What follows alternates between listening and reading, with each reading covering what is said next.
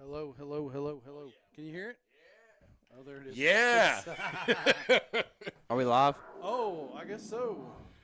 Uh, Looks like it. Yes, Oh, here we go. well, ladies and gentlemen, welcome to the Greenbrier Panther Sports Network. I'm Talon Newton. Alongside me is Sean Mathis, but more importantly, Matt McJunkins. Well, Talon, I wouldn't necessarily say more importantly, but it is good to be here tonight in Greenbrier for the Greenbrier Panther Alma Airedale football game.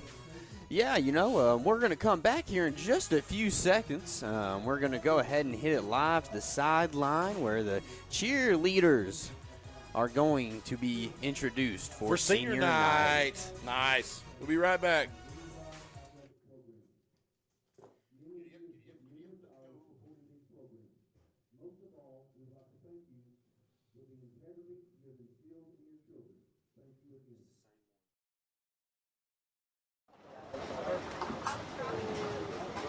On the cheerleading squad, Drianna Phillips, daughter of Danny and Danielle Phillips. Next up is Emma Henry, daughter of Darren and Marla Henry. Next is Melanie Halfaker, daughter of Chandra Thomas and Clark Halfaker.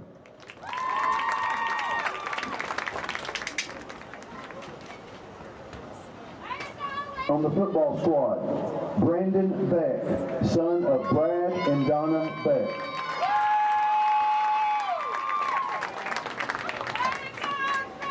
Next is Griffin Barnett, son of Matt and Carrie Barnett.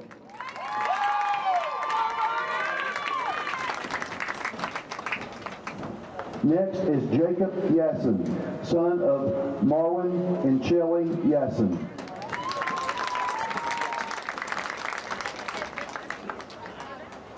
On the cross-country team, Thane Johnson, son of Todd and Hope Johnson.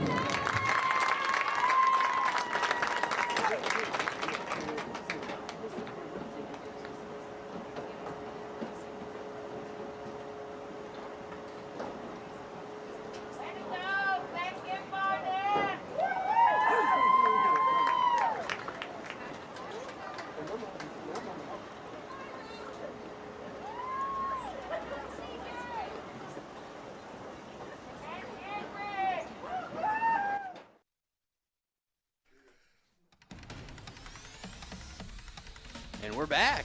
Thank you all for joining us. It's an exciting night. It's 2 weeks on the road. Matt, myself, JB, and Sean were all on the road at Monticello. Then we go on the road up to Farmington, 2 faraway games. And now we get to be back home in beautiful Greenbrier, Arkansas.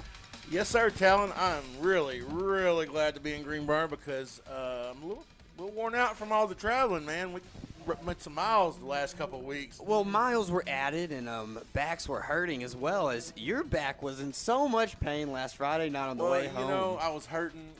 I'm getting older, Talon, and so, my back hurts, and we had a flat, so you guys had to change it. Talon had to change it. It was really the... So, and then, I was really hurting, and then, fortunately, by the time we got home, it really wasn't that bad anymore. I guess the trip, loosened it up maybe. Oh, Matt, you sly dog. You sly dog, you. Well, what do you know? Real quick, I hope my mom is listening because it's my mama and my papa's, I believe it's their 22nd anniversary this awesome. weekend, and they're out of town. So I wanted to wish them a happy anniversary, and as they get to spend some time together, they're some amazing people, and I feel that they did a pretty good job of raising me. And they're going to leave you alone this weekend, huh? They left me and all my brothers. It's a crazy thing. My little brothers, they had girls over this morning to cook them breakfast, and it was other guys as well, just a huge group of their friends. And I walk in the house, and these girls are cooking them breakfast, and I'm like, what in the world? I was never treated to this in high school, but my mama was there to cook me breakfast most days, so I guess I shouldn't complain too much. So tonight, great football game. I think we are in for a good football game against the Alma Airedales.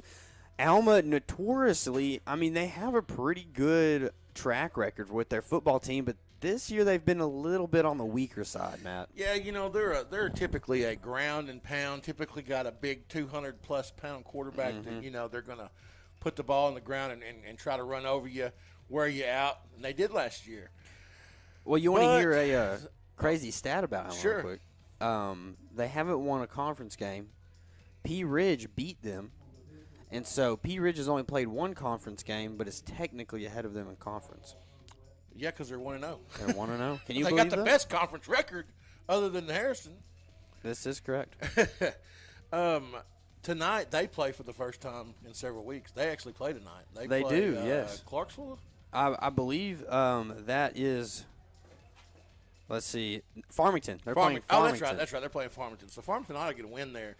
Farmington, they were a good. So this Alma team, they're typically a run team. I don't think we'll see anything different tonight. They've got their starting quarterback out due to quarantine for COVID. So their backup, number 12, Hunter McAllister, will be in tonight running the offense.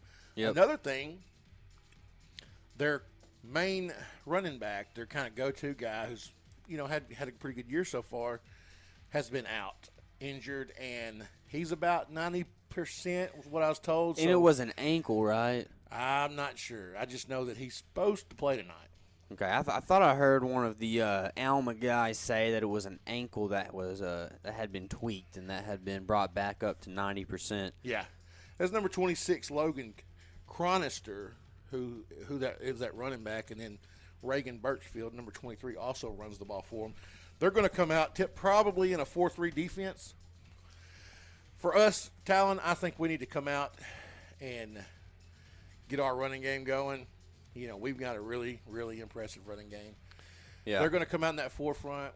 We ought to be able to run off tackle, like we've been doing, and just gash them for 10, 12 yards a pop, and that's really going to open things up for this offense to hopefully really get the passing game going and really, get a rhythm. It seems like we just, on offense, we've had, penalties have killed us at times, different things, We've got to get that rhythm down, especially before we prepare to go to Bologna next week and then in the playoffs. We got to get this rhythm on offense to where we can just expect to go out there and roll.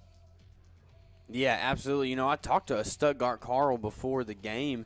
I said, Stuttgart, what's going on? What are we thinking tonight? And he said, I think that Alma's really going to try and make us throw the football. They want to be good against the run. They want to shut down the run game. Because they know that's predominantly what we go to, what we like to do.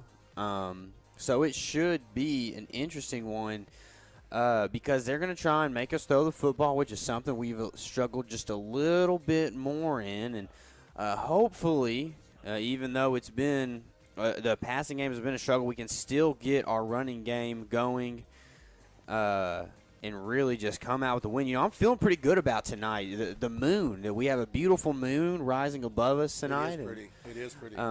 We have an interview with none other than Coach Huff at some point tonight. So great season for her and her girls. The level of success, and this is something that I'll talk to her about, has just been so high ever since she stepped into Greenbrier, Matt.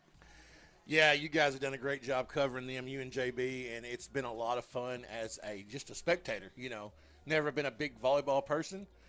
Especially a guy that has 3 boys at home. Yeah. we don't do a lot of volleyball, so it's been a lot of fun to watch them. One, because they're really good, and 2, because you guys have done a good job bringing it to us as spectators. So, had a lot of fun this year watching them, and they had a great season, and I think they should carry over and continue that from now on, with this program that Coach Huff has built. Yeah, absolutely. Coach Huff mentioned that she wanted to build a program that was one of the most respected, one that was as highly respected as a program like Jonesboro, as a program like Greenwood, who will be playing in the finals tomorrow at 11:30 a.m. That should be a pretty solid game. Those were the 2 best teams that I saw this season, and fortunately I got to see both of them. They're teams that are just phenomenally, just play phenomenally coached. Do you know if that game will be live anywhere? for viewership? I don't know. I do not know. What game? Who would you say it was? The Greenwood game tomorrow. I would imagine it would be. I thought there was someone that had rights to the game, but we'll try and figure that out and let our people know if they want to go watch Jonesboro and Greenwood play, two teams that our Panthers did face this year and unfortunately were unable to beat. We got Mr. Sean Mathis over on the production site tonight, getting us rolling here until JB can get here. Sean, you want to throw the schedule up for us? So as you know, we've played several games already, and only one left, Talon, as far as regular season after tonight. Yeah, after tonight. Two considering tonight, but. And you know, I sat down to look at kind of the playoff picture for the 5A West, and oh my goodness, COVID! Thank you for making it the craziest playoff picture, because every single team makes it. Question mark at the end of that. Every team does make it. There's a couple of things. Number one, at Monday, I believe it was Monday, that they had to report if you did not want to be in the playoffs. So we don't know if there's any teams that have decided not to go into the playoffs. Number two is there's going to be play-in games, from what I understand. So there'll be buys, with your higher seeds. I don't know if that's 1 through 4. I don't know if that's 1, 2. There's a lot of unknowns. Yeah, there's a lot of unknowns still. But yes, everybody has the opportunity to play in the playoffs this year. And, Greenbrier's dropped a couple of games to a couple of good teams, and we kind of find ourselves in that middle of the road. We lost to Harrison. We lost to Morrilton. But we pick up wins against Clarksville. We pick up wins against Farmington. Hopefully we'll pick up a win tonight against Alma and then even Valonia next week to throw us into that 3rd seed. Well, you can see as Sean has put up the schedule, or I'm not the schedule, but the standings, Harrison's 4-0, 1-point win on a missed extra point in double overtime against Morrilton last week. So Morrilton is the number 2 seed because they are 2-1 with their only loss being to Harrison. We've got P Ridge is 1-0, which, they – I don't know how that'll play out as far as which, they play Farmington tonight. They should have a game next week, so it may all take care of itself. But right now, I think we're looking at the 3rd seed if we win next week in Valonia, which I fully expect us to. Talon, I think we're going to go down there and beat Valonia. Yeah, I really think Morrilton's going to win tonight. I think Morrilton is a really good-looking football team. I thought they played us very well this season. I also don't think that we played them very well, and that contributed to that loss. But nonetheless, I still think that Morrilton's really good. I think, they had Morrilton as a 4-point favorite tonight against Valonia, but there's something about Valonia that hasn't sold me yet this year, and I really feel that Morrilton can get a bigger victory than just 4 points. In our podcast this week between the Matts, me and Matt do picks every week, and we both picked Morrilton to win considerably. I think I went with 20 points. And Matt, right up there in the same area as well. We saw how they did against Harrison. Harrison really kind of dominated that football game. Yeah. What would be crazy, though, Talon, is if somehow Valonia did beat Morrilton tonight and then we go down and beat Valonia next week. Yeah. You got a 3-way tie as far as record goes for second place in conference. Now, as far as seeding goes, I can't see a scenario in which we would be the number 2 seed because Morrilton beat us by 19. So I think 13 is the most tiebreaker points they'll use. Yeah. So I can't see us passing them. Now, having the 3rd seed is not exactly the best place to be. The 4th seed's actually even better. We don't want the 4th seed because we want to finish 3rd in conference, but I think you're pretty much looking at playing PA the second or 3rd week, maybe the 3rd week now, depending on how this thing shakes up with playing games. But yeah, I mean, and what's so challenging to sit here and talk about the playoffs is usually you have that 3-way tie type of scenario, but then you have the 3-way tie on top of what's going down in the playoffs is that no one knows anything. No, we really don't. So it will be interesting to see how that play shakes out. I really expect us to show up big tonight and get a big win. I'm really thinking we're going to go to Valonia next week and finish strong for the regular season, and that will set us up to be, finish a strong third in a good conference. Yeah, Matt, absolutely. And, we got the Ricochet weather report, Talon. yeah, let's see the Ricochet weather report. It's a little chilly, so it's 49 degrees here in the beautiful state of Arkansas. It was a rainy week, but we have the clear skies, almost clear skies. You have 5% rain, and the Ricochet Outdoors weather report is telling us that it's clear and that there is a beautiful moon in the sky tonight. Well, I talked to Will Fagan, the owner of Ricochet, today a couple times, and the last thing I heard from him, I said, Will, tell me what the special is of the week for Ricochet Outdoors for our viewers tonight. And he said, everything is marked up 100% because nobody else has anything. So head over to Ricochet Outdoors. Of course, Will was kidding, man. They're so busy. Sean took his boat yesterday to get it worked on, and they're behind. It's a great thing that they've got so much business, because that's one thing this COVID deal has done. It's really made people start going out and fishing and doing things because they had more, at least for a while, had a lot more time. So, it's been good for people like Will, which is awesome because being a good friend of mine, I'm just tickled to death to see him, thriving in it right now. But hey, they're great guys. And hey, you great get business over there. Go see them. them. And you get an opportunity to support small business too, Matt. Absolutely. I'm a businessman, and I really appreciate all support for especially our local business owners. Absolutely, Matt. So, JB, let's go ahead and hit ourselves a break, and we'll bring it back here in just a few minutes. You're listening to Greenbrier Football on the Old Bart's pregame show. That's right. That's right. At American Safeguard Insurance, you get an actual human being just down the street to get advice on the confusing world of insurance. There's no need to shop around every time your insurance company tries to raise rates. You can relax and let us do it for you. Having a choice is a big deal, and when insurance companies compete, you save money. One of the most important benefits is we actually monitor your premium for rate increases. If we notice a rate increase, we reshop your premium to ensure the best rate. And when the time comes to use your insurance, and we hope it doesn't, you have a friend to help guide you during one of the most stressful times of your life. All your needs under one roof, from vehicle to life insurance and everything in between. We protect it all. Arkansans appreciate community. We work and raise families, care for our neighbors, and come together in good times and bad. At First Security, that local strength is what we love best about our home state. There is commitment here, and heart, and hope. Thank you to everyone who is standing together, learning from one another, and making Arkansas a place we all love to call home. We're proud to be your community bank. For the best barbecue in town, look no further than Old Bart Southern Eats. With the wide variety of meats smoked perfectly, with one-of-a-kind sides and a sauce unlike any other, you will not want to miss out. Old Bart Southern Eats is located at 79 South Broadview, next to Walmart.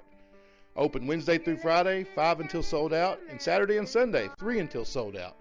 You better get there early because it will not last long. You can find us on Facebook at Old Bart Southern Eats. Come into Steak and Shake for the original steak burger.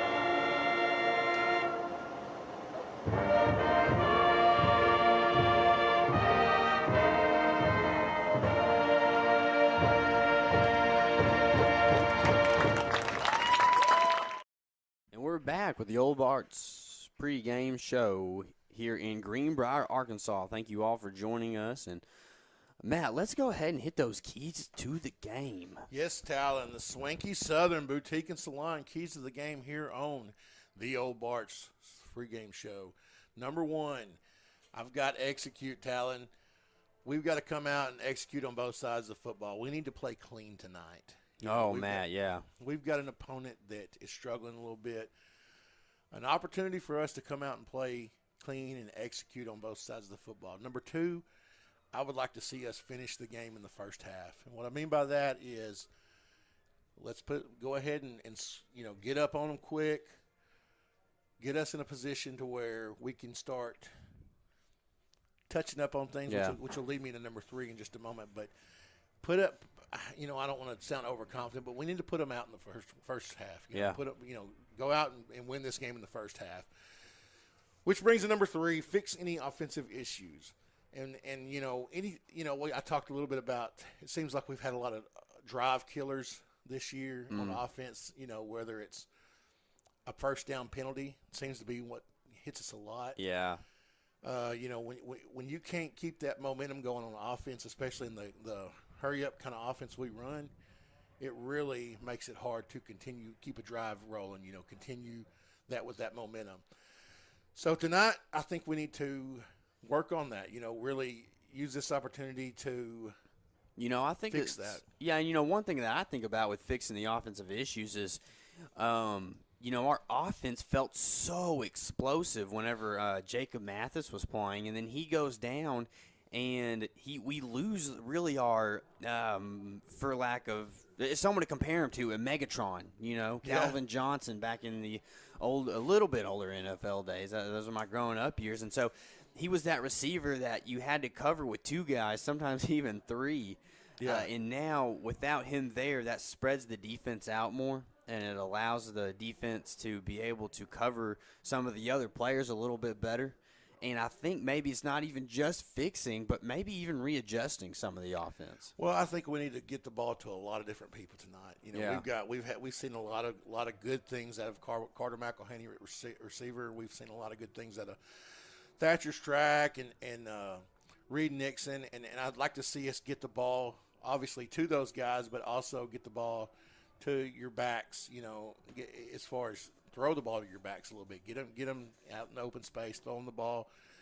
Allow those guys to open things up more for your go-to receivers because, when you got two or three guys that you really focus on going to, you got a whole defensive backfield back there that can focus on just those guys.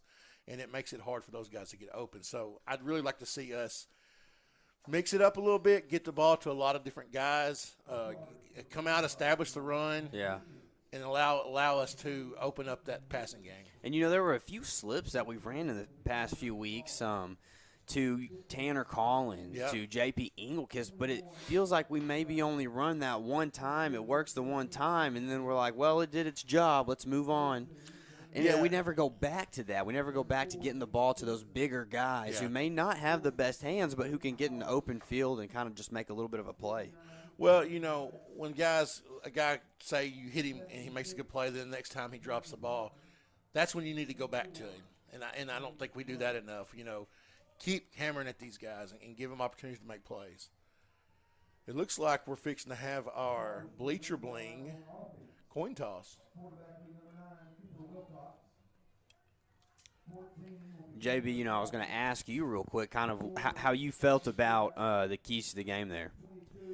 Yeah, Talon, looking at the opponent, Alma's not looked that great, obviously, all year. They do have, one win in the year I was looking at. They lost to P. Ridge, who's also not very good in a close game. I think what's big here tonight is we're at home. Obviously, you want to see a big win at home in front of your home crowd here on the last home game of the season in regular season. I think kind of like what Matt was saying, fixing issues on the offensive side of the ball, but I think even defensively, this is a good opportunity to get some guys some extra playing time, maybe some backups at certain times. You don't want to completely go out there and run your second team, most of the snaps, but I think, getting some guys some extra snaps here and there. Well, JB, you really expect, with especially starting a backup quarterback and an offense on a team that's been struggling, the way this Greenbrier defense has played this year, you really expect them to come out and shut things down. And so, like, if we're able to do that, like you said, I think that really opens up an opportunity to get guys in there to get them some snaps. Without a doubt, and I think even looking at the matchup, we're obviously projected to beat them in every aspect of the game tonight. But that is always a key where you don't want to come in and overlook anybody because you don't know who you're going to get tonight. Alma may just be having a really down week, and then things start clicking for them. I'm not saying they're going to come out here and hang 50 points on us, but my point being, you can't fall asleep at the wheel. That's right. You got to come ready to play football. Well, and we went down there to their place last year with a team that we thought was better than the team they put on the field and got beat.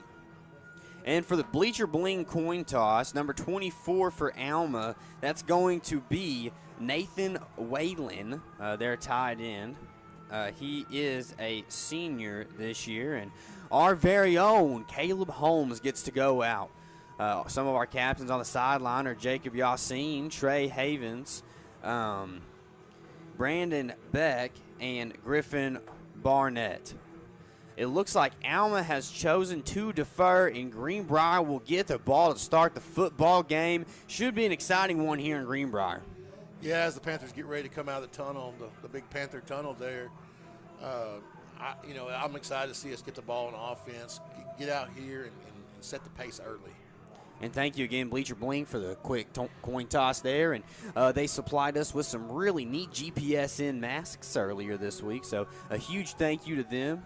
Yeah, well, Donna does a great job with Bleacher Bling, man. She's just the go-to for all your Panther gear. Yes, that's exactly right. And here we go. The flags are planted, and the boys are out. Well, they're fired up too, man. They're ready to come out and play some ball tonight. I love to see that.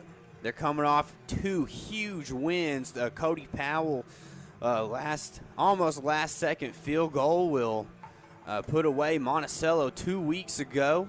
Unfortunately, the young man broke his ankle the following week, and he is out for the rest of the season. But Greenbrier will receive, so we won't need him quite yet. Yep, we got Trey Cox will be our kicker tonight. Trey did a good job last week when Cody got hurt and really came in and picked up the slack and didn't feel like we had a big fall off. So as we get prepared to take the kickoff here, Talon, what's your prediction on the score? I think we win by 24. No, I'm going to take that back. I think we win by 28. All right, so in the Between the Mats podcast, which I would really appreciate all of our listeners, go check it out. Go check out our page on Facebook, Between the Mats. Check out the podcast, like, share it, subscribe. But on our picks this week, I did pick 24 for our win number, our spread number for the Panthers, and Matt Wilcox picked 27. So look at us. Y'all are. Well, I guess Matt may not be as confident in our kicker with us winning by 1 less point than 7. So, but yeah, I'm confident that he can kick some solid extra points. That's Cox out there that is kicking for our Greenbrier Panthers. But yeah, I think we can win tonight by 28. So Talon with 28, marking it down. And here we go, ladies and gentlemen. It's a high-flying kick. It's going to land on about the 5, but the play is called dead. Yeah, I don't know if they didn't blow the whistle yet or what the deal was, but looks like we're going to do it all over. So we're going to take out who is that? That's Keaton Whitley. Oh, we're just going to swap. We're going to bring Keaton Whitley up and put Thatcher back there with Carter in the deep back position. Yeah, I'm really not sure what exactly went on there, but I don't think we had everybody out there. will really do this kickoff, and it's going to go to the same spot. This time it's going to bounce and roll back there, and it's going to go into the end zone. It'll be a touchback. That's pretty smart there by Thatcher not to touch that ball. Once it got back there, let it go ahead and go in the end zone because you're kind of in no man's land out there by yourself if you don't. Yeah, that's exactly right, Matt. Greenbrier will set up on the 20-yard line, and with a 1st and 10 and an opportunity to really, hopefully, have a big game tonight. Stuttgart Carl said that those safeties are going to be brought down a lot, so that's going to be something to watch for see if they're going to throw the safeties down into the box. Trey Havens, the running back, to start the game. Cooper Wilcox keeps the ball, but he's stuffed way back in the backfield and brought down for probably what's going to be a 4-yard loss. They made a good read right there on Cooper keeping the ball, and he just didn't have anywhere to go. It'll be 2nd and about 14 for the Panthers as a lot of heat was brought there by Alma. Man, they got some big guys on the defensive line there. Yeah, but, their corners and safeties are a little bit smaller, too, which is something I kind of noticed. It's going to be a handoff up the gut this time to Trey Havens, and he gets nowhere. Little extracurricular there from Alma. Post play. There was whistles blown. That's going to bring up 3rd down and long here for the Panthers. Not the start we want to see on offense, but let's see if we can dial up maybe something to get our pass game going here. 2 runs that don't get anywhere. I mean, that's definitely not an ideal start. Tanner Collins is playing one of the slot positions. It'll be a pass. Cooper Wilcox launches it deep to Carter McElhaney. Carter McElhaney comes back, makes a catch. Cornerback nowhere to be found, and he keeps picking up yards. It takes 3 people to bring him down, and he's out at the 38-yard line, 1st and 10 for the Panthers. Yeah, great pass right there. Carter really sold the deep ball. It wasn't a super deep pass, but Carter sold it, and that corner kept going.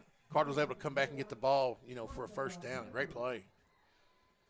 Greenbrier's going to hurry up and try and get a playoff, but the Airedales will take an early timeout, and we're going to take it with them.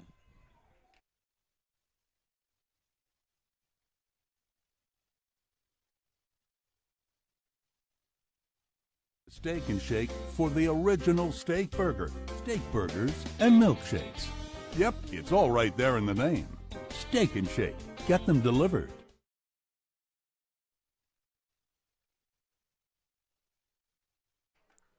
Greenbrier will throw a deep ball to Carter McElhaney here on the near sideline on a 3rd and about 13 for the Panthers. Yeah, man, pick up a first down. That was a great play for our offense. Not exactly what we thought we'd see coming out here. A couple stuffs on the run, then a deep ball that gets us the 1st down. They'll move Trey Havens to the opposite side and hand it off to him. He's going to go to the right. He's going to bust it up a hole, try and pick up a couple of yards, and he will. It'll now be 2nd, probably about 3 for the Panthers. A good, solid run. Yeah, no, there's the off-tackle run that we've been looking for that, I don't know what we had going on that first little couple plays. I don't know if we missed assignments or they just loaded up and weren't going to let us run the ball. Of course, when you get beat deep like that, it makes you think twice about loading the box. Yeah, that's exactly right. It spreads out the defense, and they're going to bring a blitz on the outside. Trey Havens is going to break free, make a little spin move, but he'll be brought down.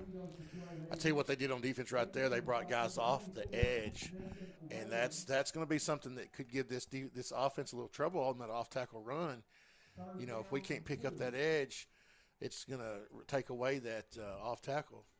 Greenbrier will go with an empty set and do it quick. It's a throw out to here on the left side. It's Carter McElhaney again. He's not going to get anywhere, but he's going to fight to try. It's going to be close to 1st down. I think we're going to be about a yard short. 4th and about it's a long one in no man's land. Surely you go for this. Oh, yeah, we got to go for it.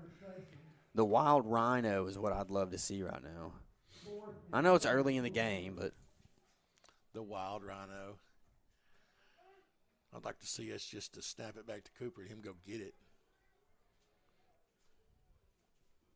It's going to be a handoff to the right side. Alma's going to bring the heat. Trey Havens has plenty of room. Touchdown, Greenbrier Panthers. He hits the 5, and he's over the goal line. Greenbrier's going to score with 8 minutes and 55 seconds left to play.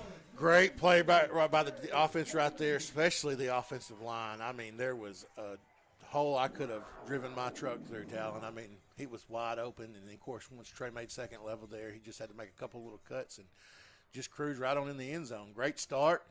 A little sloppy at times, but, hey, quick 7 to get the game started. Yeah, it's a perfect way to start the football game. On a 4th and 1, you run it for a touchdown, and Trey Cox puts it through the uprights. Greenbrier will be on top now 7-0 over the Alma Airedales. Yep, I love it, Talon. I wanted to get out here and score quick. Now I just want to score often. That's exactly right. Let's go score often, and really let's send our defense out there. I feel like that's really our strongest, I guess, team. You know, your special teams, your offense, and your defense. I really think our defense is our strongest aspect.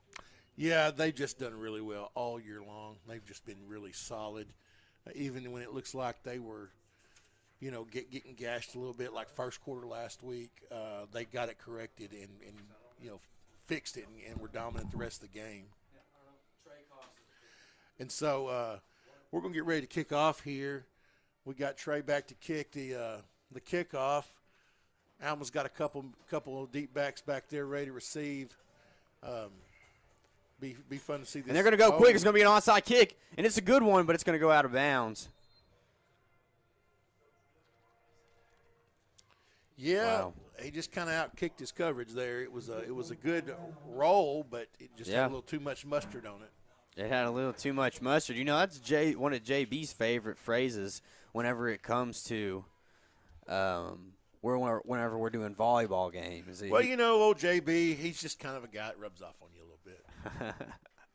It'll be 1st and 10 now for the Airedales. They're going to start on the 44-yard line as number 12, Hunter McAllister, comes in to play the quarterback. He'll have an empty backfield, and he'll bring a man in motion. Hands it off to the left, has plenty of room to run, and his man might get a first down. It'll be close. Yeah, Talon, there was just a big gap over there. We didn't have anybody in that area. They were gashing us right there on that first down run. Going to bring up second and less than a yard. We got to figure out what was wrong right there and get that fixed because, I mean, it was wide open. That was Logan Chronister on the run. It's going to be second and about inches for Alma after a good first down play. Yeah, that Chronister kid, he's not real big, but he seems to run the ball real well. It'll be a pistol set, handoff up the gut. Greenbrier's there. Huge tackle in the backfield. Will bring now up 3rd and 4. That was a huge play right there. That brought it back a couple yards and make that 3rd and quarterback sneak type stuff not an option for you.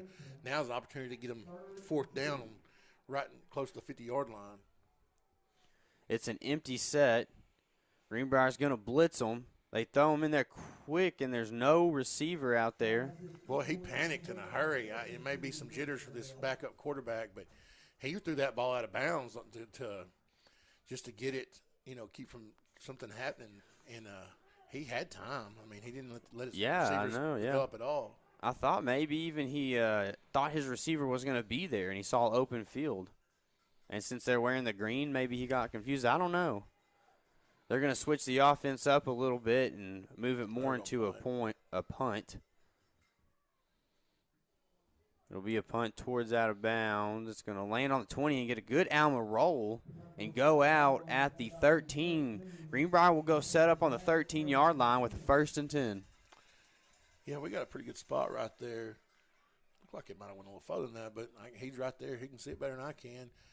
Good job by our defense to get in there, even on that first down run for 9.5 yards. Still coming out, making a big second down tackle for loss, and then forcing a third down incomplete pass to make them punt, man. That's great for our defense to get this thing started the right way. Yeah, really big for our defense. That's really what I expected. I didn't expect anything less. They gave up a big play on first down and then really got themselves 3 yards after that. Pistol set, handoff, To the left side, Trey Havens. He's going to cut it back to the right and bust it up a little bit. He's probably going to pick up 4 yards. Good first down run there by Trey. That's the kind of stuff you got to get on first down. Give yourself a second and very reasonable, you know, the way you're not looking at a 3rd and 9, you know.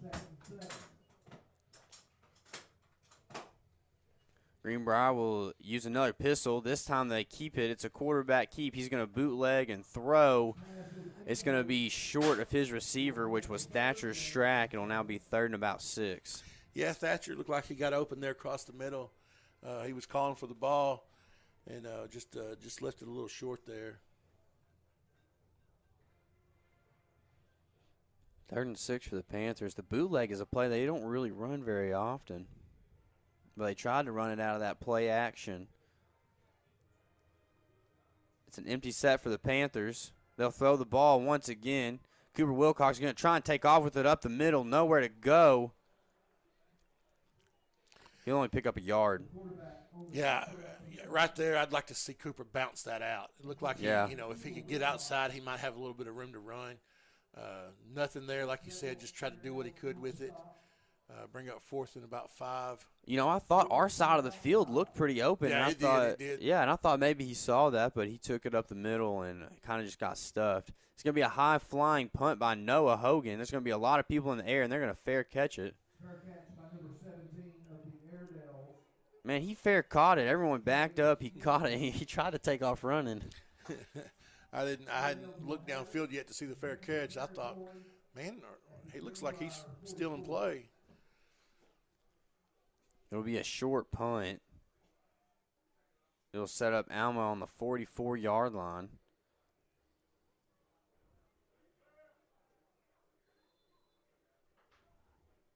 As it's 1st and 10 for the Airedales, they're going to show an empty set, and they'll pass the ball out of it. Greenbrier trying to bring a rush. Hayden Simpson gets to the side. It's a dump down low, the little check down. Greenbrier's there to pull him down, no gain. Correction, they're going to give him 2 yards. Yeah, that's a pretty generous spot there. It looked like he had about a yard on it. Good job. You know, you see that and you're like, well, we don't want to leave a guy open, but when you give up that underneath and you close on it quickly like that, you don't mind giving up a yard. They did a real good job of closing on that and making a tackle. It's 2nd and 8 now for the Alma Airedales. Still no one in the backfield. It's going to be a quarterback keep. He's going to run it up the left side, and he's brought down. No gain again. No. Oh, man. I got to stop saying no gain. Jeremy Parker did a good job of sliding down the line there and picking him up and going down for, just like another couple yards there. And, it's bringing up 3rd and a good 6. So good job by the defense. Just need to finish this drive and stop it. Gabe Rowe came off the left side of that play, and he was in the back of it, but he contributed some. It's nice to see him out there. They'll go empty again on 3rd down. They'll look to throw, but it's going to be a quarterback keep, and he's going to run it up the middle. He's going to have a 1st down. That'll be Alma's first down tonight, 5 minutes into the game. No, correction, 7 minutes into the game. Yeah, I think you're probably going to see a lot of that in their empty set. I don't really expect them to try to throw the ball a lot. I don't think they can. So we got to really key on that and not let them gash us up the middle. This time they'll show a pistol, something that Greenbrier likes to run out of a lot. It's going to be a handoff to the left side. He's got plenty of room. He busts it out. He stays on his feet. He's going to be pulled out of bounds at what looks to be the 18-yard line, so they'll get into the red zone. That's just like that first play they ran the last drive. There just wasn't anybody over there from the start. It wasn't like we had some guys over there get blown off the line or anything. They just I hadn't figured out what's going on yet, but we've got to seal that up over there and not let them get outside like that. It's going to be 1st and 10. They'll show the pistol again. They'll hand it off, run it to that same left side. This time their running back's going to bust up for a couple of yards. I thought we may have had him stopped, but he busted up and picked up about 8. That's Logan Cronster again. Yeah, he's a good little back. You know, he's been out with an injury. Came back tonight, like I said, not real big guy at all. No. But he's quick and he's shifty, and he's doing a good job running the football. I have here that he is 5'7". Yeah, he's pretty small. I like to see little guys that ain't afraid to go up and bow up a little bit, you know. Second and about 3 now for Alma. They're going to do a quarterback keep. Greenbrier gives them a couple, enough for the first to move the chains. Yeah, so they're going to pick up first down right here. It's about the 6-yard line, it looks like. We've got to come in here now heavy, and we've got to get some penetration on their offensive line. Get some guys playing in their backfield.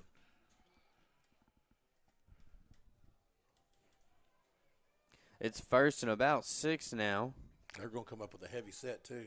They'll go with their heavy set. That's right, Matt. Hunter McAllister still in at quarterback. They're going to hand it off to the right side. They're going to have him marked down about a yard short of the end zone. It'll bring up now 2nd and 1 from the 1-yard line. Yeah, it's hard to run. It's hard to stop that when they've got some big guys like that in there. They're going to try it again. They got it this time. That's a touchdown for Alma. It's going to be 7-6. Greenbrier will be on top. Alma have a chance to kick the extra point here and tie it up. You know, we've got to, one thing about the offense, we've got to get the ball moving. That way we can keep the ball on their side of the field. We need to, when you get yourself backed up right here and then you punt it and you're still on your side of the field, even a team that struggles on offense, you can really put them in position to get something done. Kick is good, it looks like. And they're going to tie the game up at 7. It is 7-7 now here at John Hawks Memorial Field in Greenbrier, Arkansas. We have 3 minutes and 25 seconds left to play.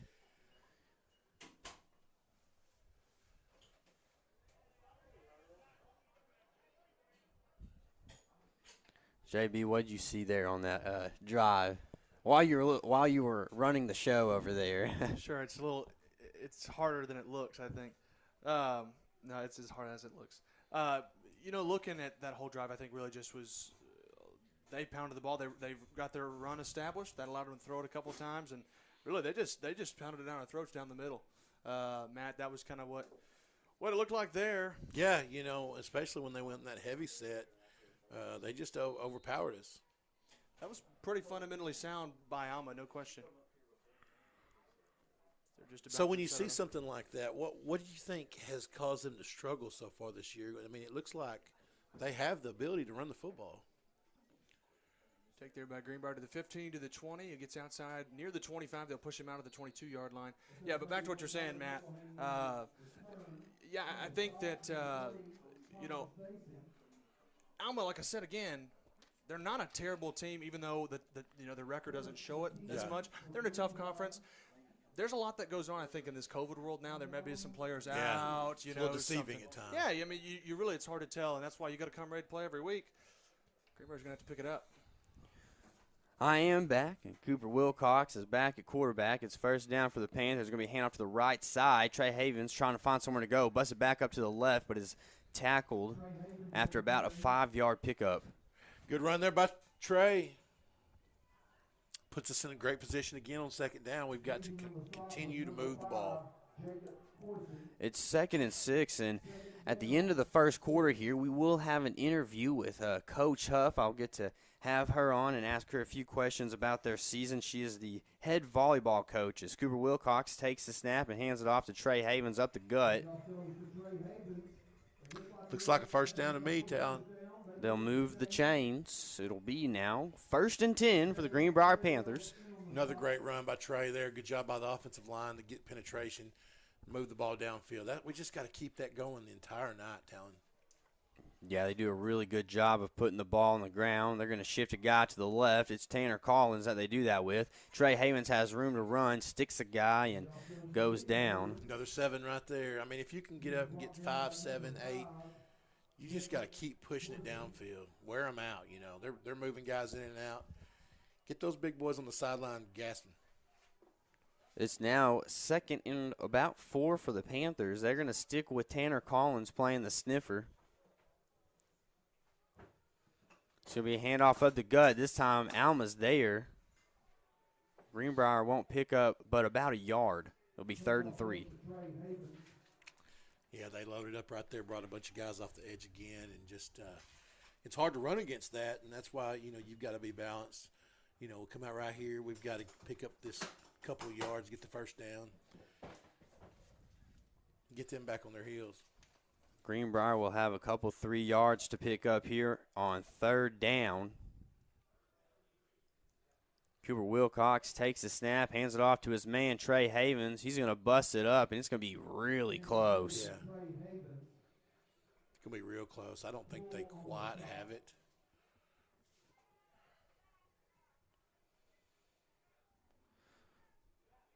We'll see where they spot it. There's a little bit of controversy, I feel like.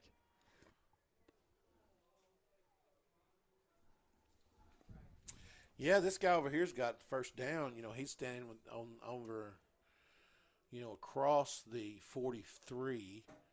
The other guy looks like he's just inside the 43, so it's going to be short if we go by that.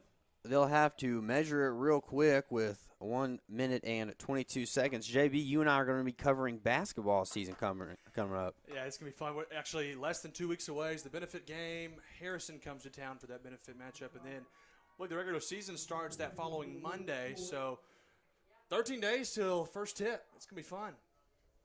Yeah, I'm pretty excited about it. Basketball season is always a fun one. We'll get to go back to the PAV again after volleyball season. Now on to basketball season. Right here, this is what any teams just do that now because it's their offense, but you get back in shotgun on a 4th and short. We got to make 7 yards on a inches play. I hope we can get it here. I like to see us go under center and just go get that couple of inches, Greenbrier's going to go with the Wild Rhino set.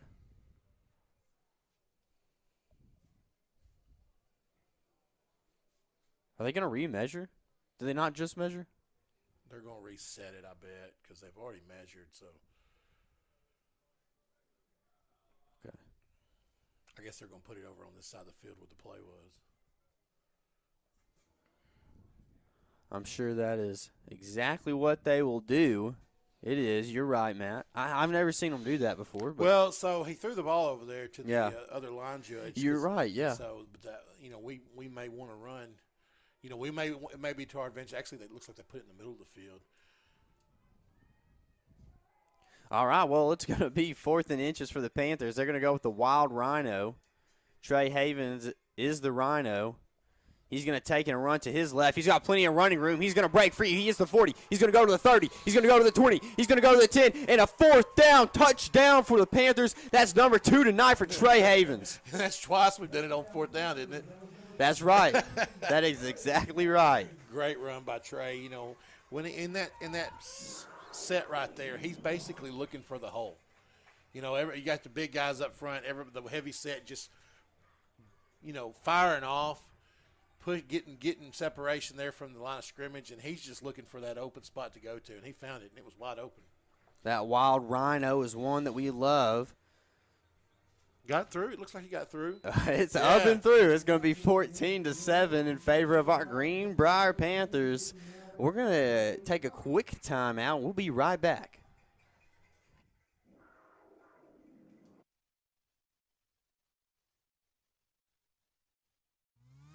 The Greenbrier Panther Sports Network would like to thank our sponsors: American Safeguard Insurance, First Security Bank, Old Bart, Southern Eats, Ricochet Outdoors, Swanky Southern Boutique and Salon, Chef Lynn, Greenbrier Pharmacy, DJ Vanaco, Remax Elite, Vision Roofing, the Children's Clinic of Greenbrier and Conway, Stage 2 Dance Center, Bleacher Bling, and Steak and Shake.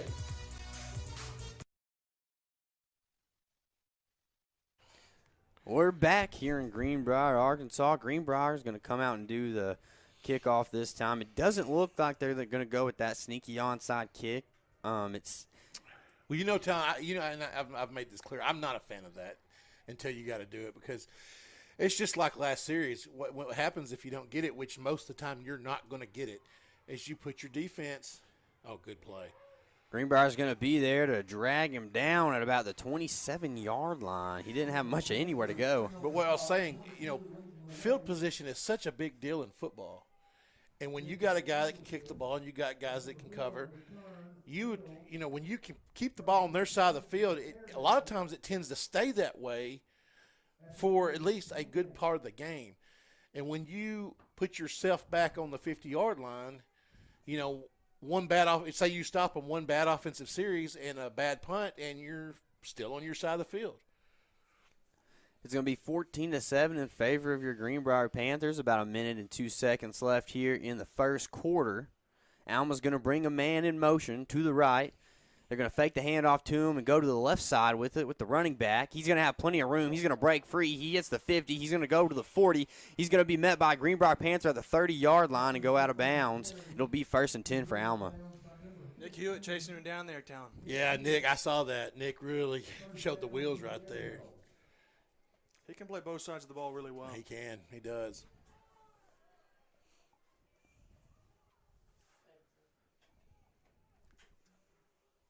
We have 52 seconds left here in the first quarter. It's 1st and 10 now for your Panthers. They set up on the 34. It's not 1st and 10 for the Panthers. It's a high-flying ball. And that caught that. That was good defense, but the ball was caught by Alma. It just seemed to fall right into his hands. It bobbled up a couple times and just fell on his chest, it looks like. That's a frustrating play. It's just one of those things that it falls right into Alma's lap just perfectly. Got to credit the receiver. He stayed with the ball, made a play on it. Well, the ball stayed with him, really, JB. I mean, he you fell be down. athletic to come down and make a catch. Well, they've got us mismatched out there on size. It's 13-14. Alma's lining up now to kick the extra point.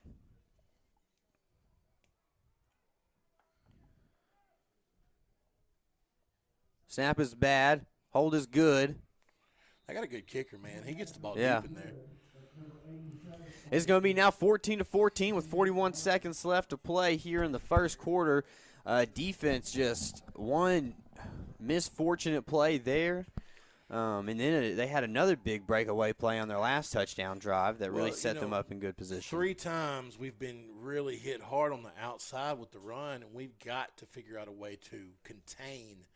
That's one of the number one things in defense is to play containment. Keep the ball carrier from getting outside of your widest defender, and we're not doing that. They're doing a good job of getting outside, and we just gotta figure out to get the right set in or whatever we got to do to keep contained. Alma's come ready to play, guys. Yep. Well, they haven't folded over yet tonight. They're starting running back.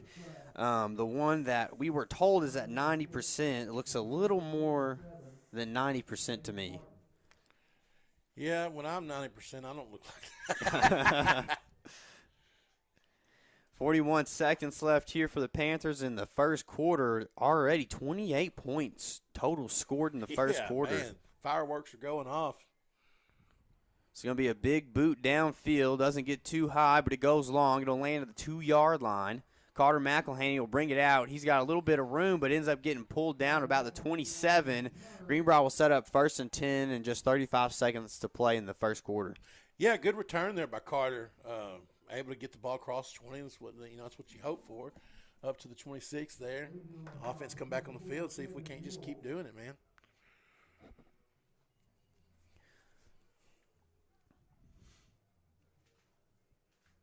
We were not in the Wild Rhino on that first touchdown, were we? No, we weren't. I didn't. I remember. I said I wish we were. Yeah, that's what I was thinking. It looks like Alma's going to bring a heavy blitz, and they will. It's a handoff to Trey Havens. He's going to try and make a move on a man, but brought down at the ankles, and he'll pick up maybe a yard. They're doing a good job of flying to the ball in their second level with their backers.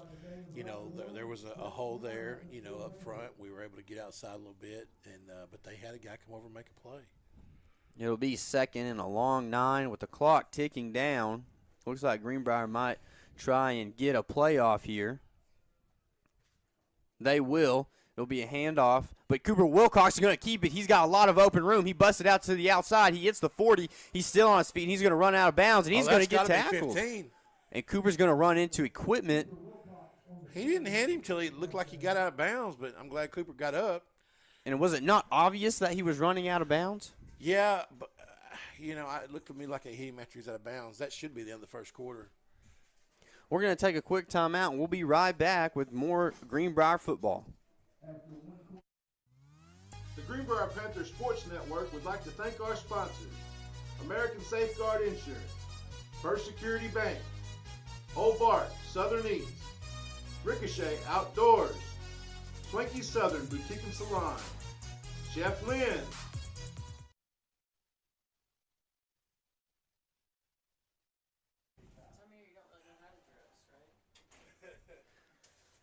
We're back in Greenbrier, Arkansas, as Coach Cody Huff joins us on the Greenbrier Panthers Sports Network.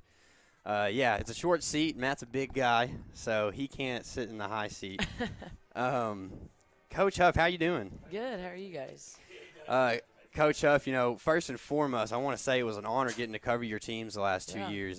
You had a very successful start to your coaching career. For sure, you had a great, was it second place that you finished in last season in conference? Tied for first last year. Tied for first. My bad. And then this year you did finish in second place, yes. And that's really kind of a crazy thing to be able to say that you did in your first 2 years as a coach. So what do you contribute to that success? I think I've had a lot of great role models through my athletic career, and just learned from the people that I was under. Had a lot of great opportunities going through college to coach club and things, and so you definitely learn something new every year. I think this group taught me some things that I didn't expect. So, but overall, and it was great to have you guys out at every game. We loved being there. JB and me both loved being there. Yeah. I think I was telling Talon, it stung just as much seeing you guys lose, just knowing that we put so much, following you guys, calling it. We got invested pretty deeply, so it was fun. Coach, you talk about this group, and this group of girls, there were only 4 seniors on the team. You have a lot of young talent, and even the 9th graders, they won their conference, and we got to cover that game. They have a lot of young talent coming up. How do you feel about the years coming? Yeah, it's exciting. I think one of my goals when I got here to Greenbrier was not just to win ball games, the first year. I knew that whenever I came in, we had a great team. I graduated 10 seniors last year and a really solid group. But the goal was to build a program, not just win a few ball games, So I think that is the direction we're headed for sure. So hopefully one day be a state championship. Yeah, absolutely. And, we'll be excited to see that. Yeah. I want to ask you if you will pick. You don't have to. But Jonesboro or Greenwood? Who do you think is going to be able to? Greenwood? Greenwood in 3. Greenwood in 3. You heard it here first, ladies and gentlemen. Coach Huff, thank you for your time tonight. Yeah. Good luck in your following seasons. I'll actually be moving on, but I did again want to say it was an honor being able to – my first job covering any kind of sports was to be volleyball, and your first 2 teams was really exciting. Well, thanks for following us, guys. It was great to have you guys. Yeah, absolutely. Thanks, Coach.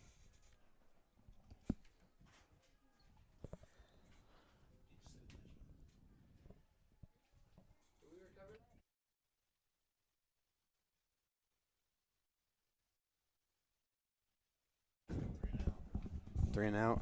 What's up, Cody Powell? Hey, what's up, dude? It's a quarterback keep. He's going to run it out to the left side. Huge hit there. I think that's Thatcher Strack. He's going to bring the quarterback down in what might be the backfield by a couple of inches. Yeah, it's a good play on defense right there, Tal. I'm able to get the ball kind of stuffed at the line of scrimmage there, force a 2nd and 10. We got to get the ball back.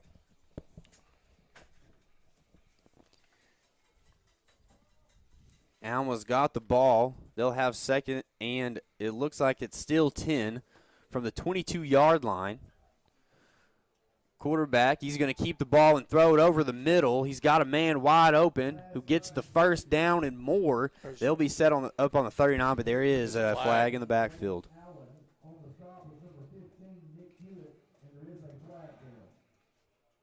Alma's already walking it back.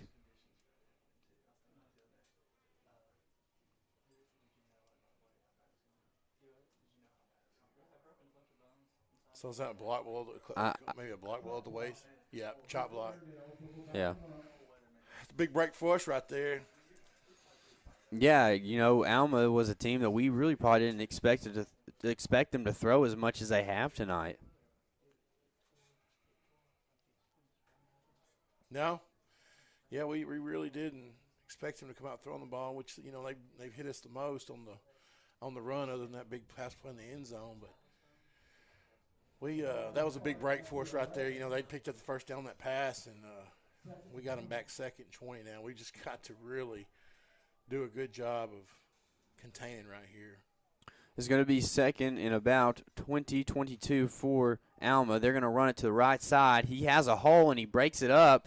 He's going to pick up all the yardage that they just lost. It'll be 3rd and 10 now for Alma. You know, right there is where that penalty really helps you. You know, they pick up a 10-yard gain, and it's still 3rd and 10. Right now, we really got to play big on defense here and not give up and get gashed again for a big play. It's 3rd and 10 now for the Alma Airedales. They're going to fake the handoff and throw the ball. He's going to throw it out to the far right side. It's going to fall incomplete. I think the receiver caught it, but he caught it out of bounds, and it'll bring you now 4th and 10. Yeah, great job right there by the defense. Get a little pressure on him, make him throw a bad ball he didn't want to throw as early, and forced a out-of-bounds play there. It's going to be 4th and 10. They're going to punt the ball. Greenbrier's going to send the Army to try and get back there and block it. But there's a flag on the play. I was going to say, I never saw the flag. I heard the whistle. It's on the 20-yard line, I think. Maybe not. I don't know. It is. Nick Hewitt, the kindest man on earth, picks it up, gives it back to the referee. Greenbrier's going to try and block it this time again. They won't get back there. It's going to hit an Alma player and just keep rolling. How many times are we going to let him hit it before we throw the flag down? We got that little, a little beanbag down to show where they touched it. Yeah, they're going to bring it back. Hey, we got a special guest here with us right now. Talon, you want to talk to him? Yeah, put old Cody Powell on. Cody Powell up here. Cody Powell, how you doing, man? Well, I'm doing pretty good right now. Been better, but yeah.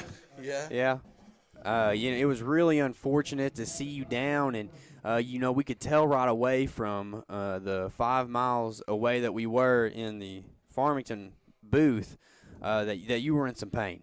Yeah, it was one of the. I've broken a lot of bones, but that was definitely the worst pain I've been in a while. Oh man, you know, Cody, whenever it happened, I looked down and I thought. It looked like you were. I was like, well, he's trying to get his shoe back on. Yeah. I was like, he's fine. He's just trying to get his shoe back on. And I was like, oh no, he's hurting. And I was like, oh no, not Cody. Hated to see that happen to you, man. You've been such fun to watch this year, and such a good young man. And you know, I really hate that you having to deal with that your senior year, but glad to see you up here smiling, support your team. Yes, sir. Cody, so. What are your post-high school plans? Do you want to go kick anywhere at a college? I was pursuing that for a little bit, and then I actually found a love for flying. Really? Aviation. So I've been getting some hours in that, and God be willing, I get to pursue that as a career. I love it. So are you licensed now? No, sir. Actually, I was preparing to take my first solo flight right before I got hurt. Oh no, yeah. So, I guess you probably can't. No, sir. I can't do fly your anymore. normal stuff, huh? How long are you supposed to be in the cast? I got 8 to 12 weeks in the boot before I can start doing my rehab and getting where I can walk again with it. Yeah. But we're gonna ride her out. So tell us exactly what is the injury.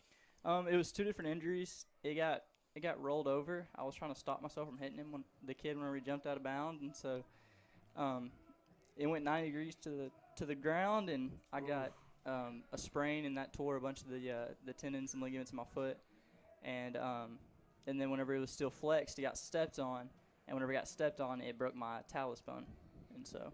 Is that kind of right in the middle? Yes, sir. It's right under your ankle. Yeah. It's kind of part of the bone. Yeah, man, that's terrible. I really hate that for you. And I know that hurt. I mean, I know the pain and the frustration that comes along with that. I'm glad that they got you fixed up to where it looks like you can get healed back. And, yes, sir. you know, if you will, it'll go by quick. It will. I know it's not what you wanted, and it's a bad timing for you, you know. But I also love that you got something to look forward to, like flying. You know, that's really neat. I've looked into getting my private pilot's license as well. It's amazing, man. It is a pretty neat thing to see the Earth from way up in the air. That's what I like about it. So Cody, upon graduation, I guess you're going to pursue the flying. Are you planning on going to a school to get all your ratings, or? No, I'm gonna get a degree to fall back on. Yeah. Because we never know what's gonna happen, and with flying, you have to every year or every 2 years. I can't really remember which one. I probably should know that, but you have to get a medical, and if there's some way I can't get my medical, I want to have something to be able to fall back on. Where are you gonna go to school? I'm looking at maybe UCA, somewhere around close to Arkansas. Oh, Talon, he's a UACCM guy. Oh yeah, hey, that is not a bad deal. You know, No, man, no. Man, you know, I have every single bit of my school paid for so far, and I'll take out probably about just a few small loans, and I'll get to go to the University of Arkansas. You know, it was a dream to get to go up there, and I never thought I'd be able to. But UACCM kind of provided that road, which was really pretty cool. I will be paying for college until my kids are grandparents. Somebody's going to have to pay for it while I'm gone. and I played on football scholarship and still have a lot of debt for it. Oh, man. Yeah.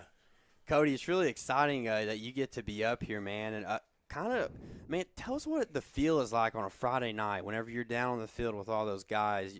Is there a way to describe those emotions? There's just no way. And it's not even about the game or what goes on. I was sitting there, and I couldn't run through the tunnel, or I couldn't plant the flag tonight. But being able to just be there and watch those guys, it choked me up, man. Yeah. It's just, it was. It's hard to explain, isn't it? It's crazy. It's just a brotherhood. It really is. It's special. And you know, you got to do something this year as a kicker.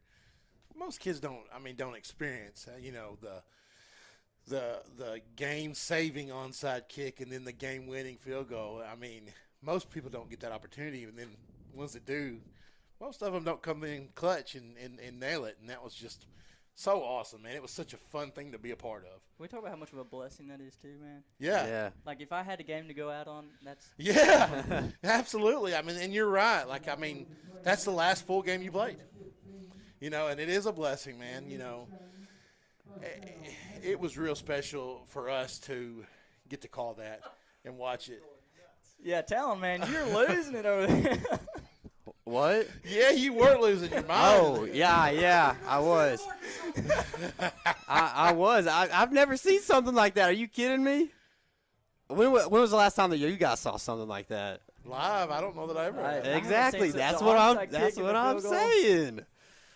The last put-ahead field goal I ever had was actually against Alma my sophomore year. So it just doesn't happen. No. Offense is moving the ball here good and Talon. I know we're talking to Cody here, and you know, everybody can still see the game while we're talking to him here. But offense rolling, got the ball down, you know, on the little just past the 10-yard line, and it's second down. Looks like we may get a chance to score here again. Nick Hugh has been playing a good little bit of running back on this drive too, I believe. This time Trey Havens will keep it. He'll go up the gut. He'll be about a yard short of the first down. So, Cody, this next semester, your last semester, yes, sir. What's that going to look like? I mean, is it, you know, most of the time when guys are that close to graduate, they may only have like 2 credits they need to graduate. Are you going to have a pretty free semester? You gonna? Well, I only need 2 classes to graduate. Nice. So, but at Greenbrier you got to have all 7 filled up in your schedule. But I'm online at the same time right now, so I don't know if I'm going to go back and try to experience my senior year, even though it's still a little messed up. But well, and you could probably do that and pick up college credit at the same time, right? it's like, well, I'm looking at maybe trying to get in a program called JAG, Yeah. which is where you work, and then I could take the classes that I need. We're still talking to people about that, but That's cool. You Make a know- little money too. yes, sir.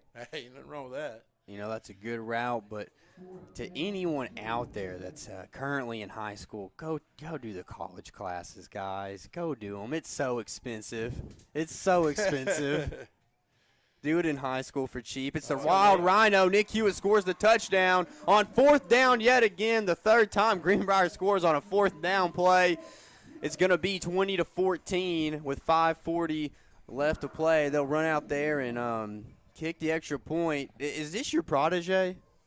Man, Trey is a high motor, high energy kid. Is he? He came in and he was just a soccer guy, and he didn't kind of know what he was doing, but he's got just a really good natural leg, and I've given lessons just kind of on the side. And I would miss that one. I coached Trey in basketball and Pee Wee basketball one year.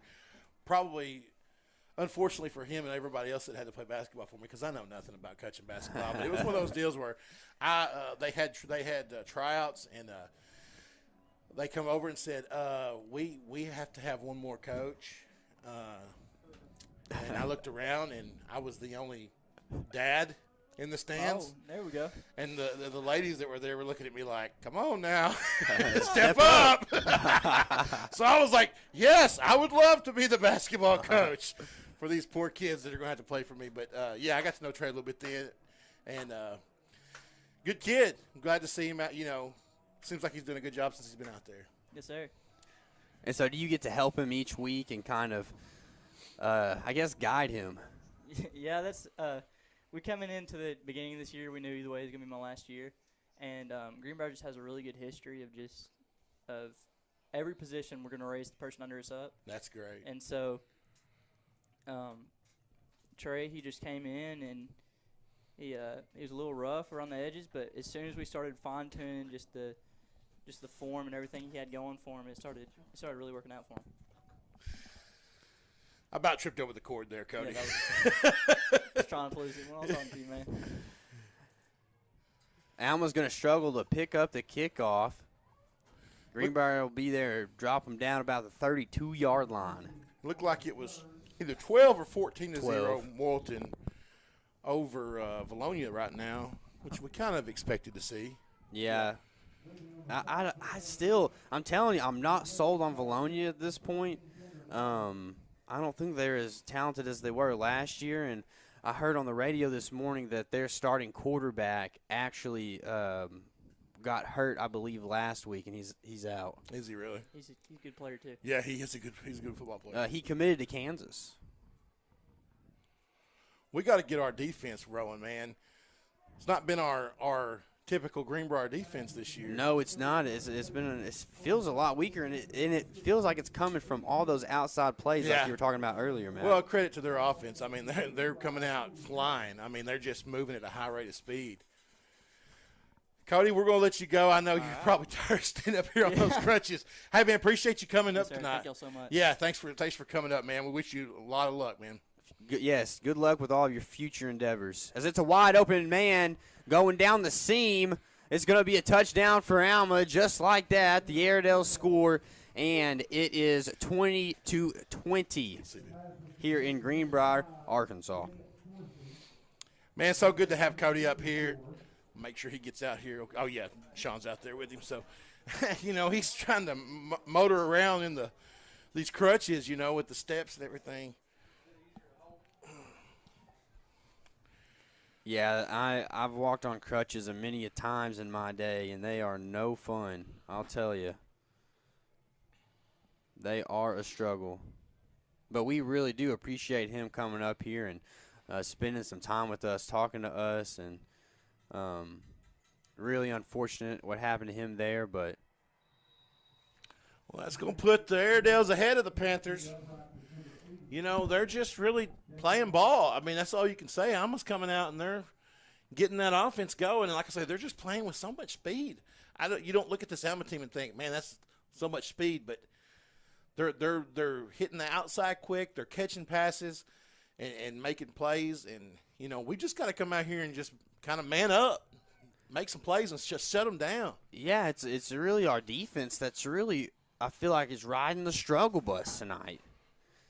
They just, it feels like they're missing easy tackles that they usually make, and there's just a lot of mishaps. They've given up a lot of big plays, and you see that one big play they gave up ended up being a touchdown the last drive to put them ahead by 1. Yeah, and, you know, also, too, I think to put it into perspective a little bit, Alma's front line's getting that extra push up front. Man, they're huge. They're beating us on the line. That's what's really opened up a lot of lanes for them. Well, and that, you know, I hadn't noticed that. I was talking to Cody, didn't really notice if we're still in a 3-man front, but you know, if they are getting the speed up front, we may have to make an adjustment. Alma will kick it off now from the 40-yard line with just over 5 minutes left to play. It's a high flyer. It lands on the 6. Good catch there. Going to be McElhaney, hits to the right side, cuts it back up. He keeps missing, making guys miss, and he gets out to about the 32. Great run by Carter. Great run by Carter. Love to see him get the ball and just kind of make things happen. He's so electric. And he gets the ball and gets us up there on the 37. You know, 38-yard line. You know, we talked about, you know, field position being such a big deal. Puts us in great field position to start this drive off. Maybe we can score here and go in the half with a 6-point lead. It's 21-20. Alma leads. It's going to be a handoff up the gut to Trey Havens. He's going to try and cut it back to the left, but he's brought down after about 4-yard pickup.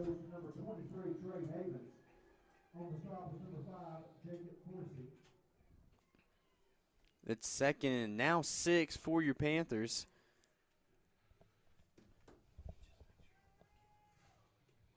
Trey Havens is still at the running back position. It's going to be a handoff to the left side. Trey Havens cuts it back up, trying to find somewhere to go. He breaks free and busts it up and picks up probably 5 yards. It's now 3rd and about 1 for Greenbrier. That was a great extra effort by Trey right there. I mean, he was kind of dead to rights out there, you know, for pretty much no gain. His second effort picked up that almost first down yardage. Looks like we're about a yard, a little more short. 3rd and 1 for the Panthers. They'll move Trey Havens to the left side, hand it off to him. He's going to run to the right. He busts up and jumps. It looks like he'll pick up the first down with about a 2-yard pickup. Yeah, good job by Trey right there, getting that extra yardage just to get the first down. It's 1st and 10 now for your Greenbrier Panthers. There's 3 minutes and about 30 seconds left on the clock right before halftime as the Greenbrier trails by 1 to Alma.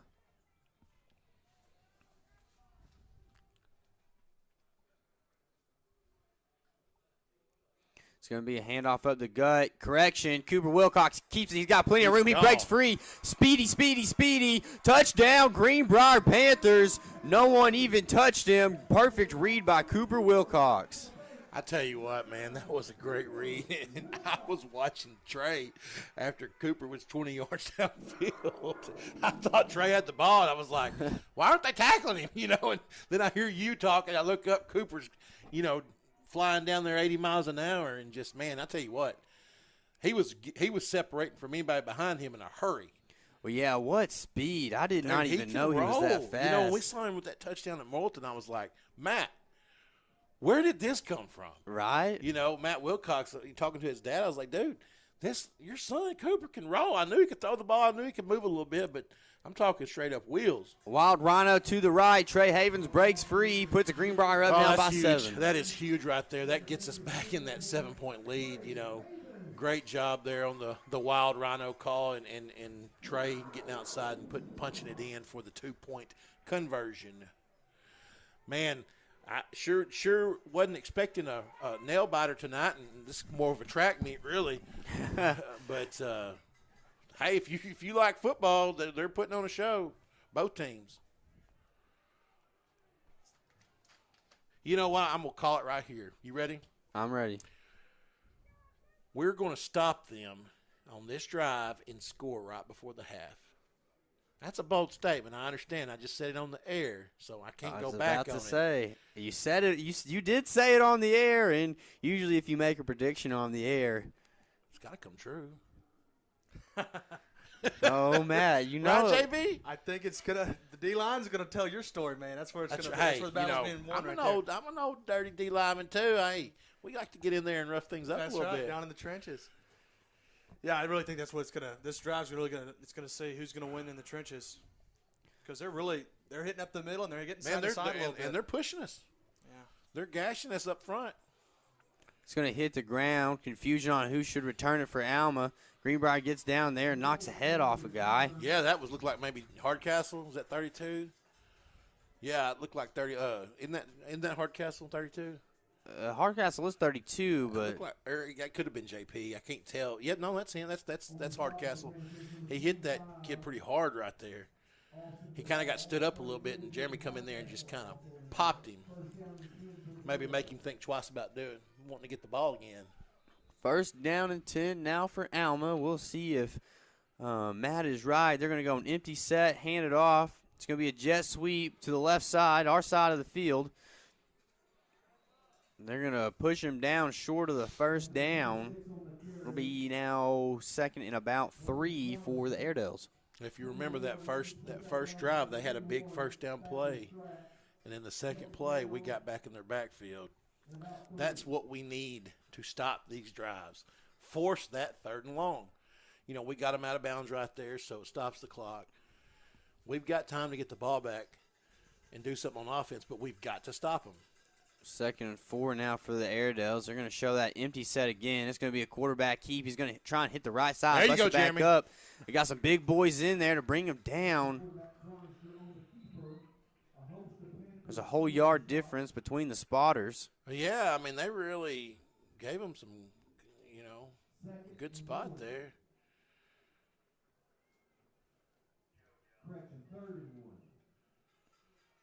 Well, they're trying to talk about it. They're going to call that a first down. I thought he was at least a yard short. I thought he was a yard short, and it's also a little frustrating that the white cap there kind of looked at it at an angle. Yeah, he did. He did. I'm intrigued, but I don't know how that math adds up. It's going to be an empty set and a pass now for Alma. They're going to throw it out to the right. They're going to throw it short. It'll be caught. He's going to try and break free, but a foot is grabbed, and he's brought down. It's second and, I would say, 6 now for Alma.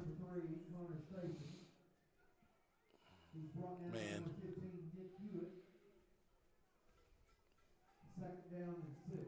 I'd like to see us pick one off. They're going to throw it quick out to the right side. They're going to go out of bounds after the first down. That running game's opened up the passing game. It has. Didn't expect them to be able to really throw the ball. Of course, we've got to give up a little bit because we've got to be able to stop them on the run game. What was that? Does that 2 curls in a row? Yeah, that was kind of a screen there. Yeah. Well, yeah, kind of an outside go. It's going to be now first and 10 for Alma as the clock is at 1:57. They're going to throw it. Correction, run it. It's a quarterback keep. J.P. Ingle is there to bring down the quarterback after he picks up 6 yards. It'll now be second and 4.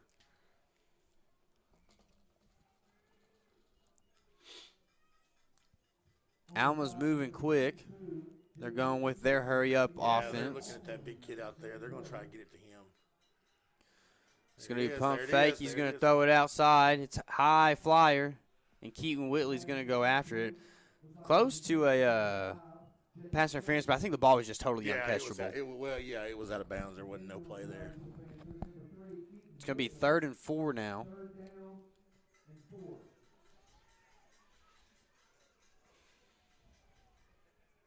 Yeah, I'm a little shocked at how they've been able to balance the offense. You know, they're able to run the ball, and then they've also been able to open up that pass game. QB's done pretty nicely. He hit has. Spots, yeah. I mean, he's a backup, you know. He can sling it. The junior, he'll take the snap. He looks to his left side. He's got a man, gets it to him. Another curl. Yep.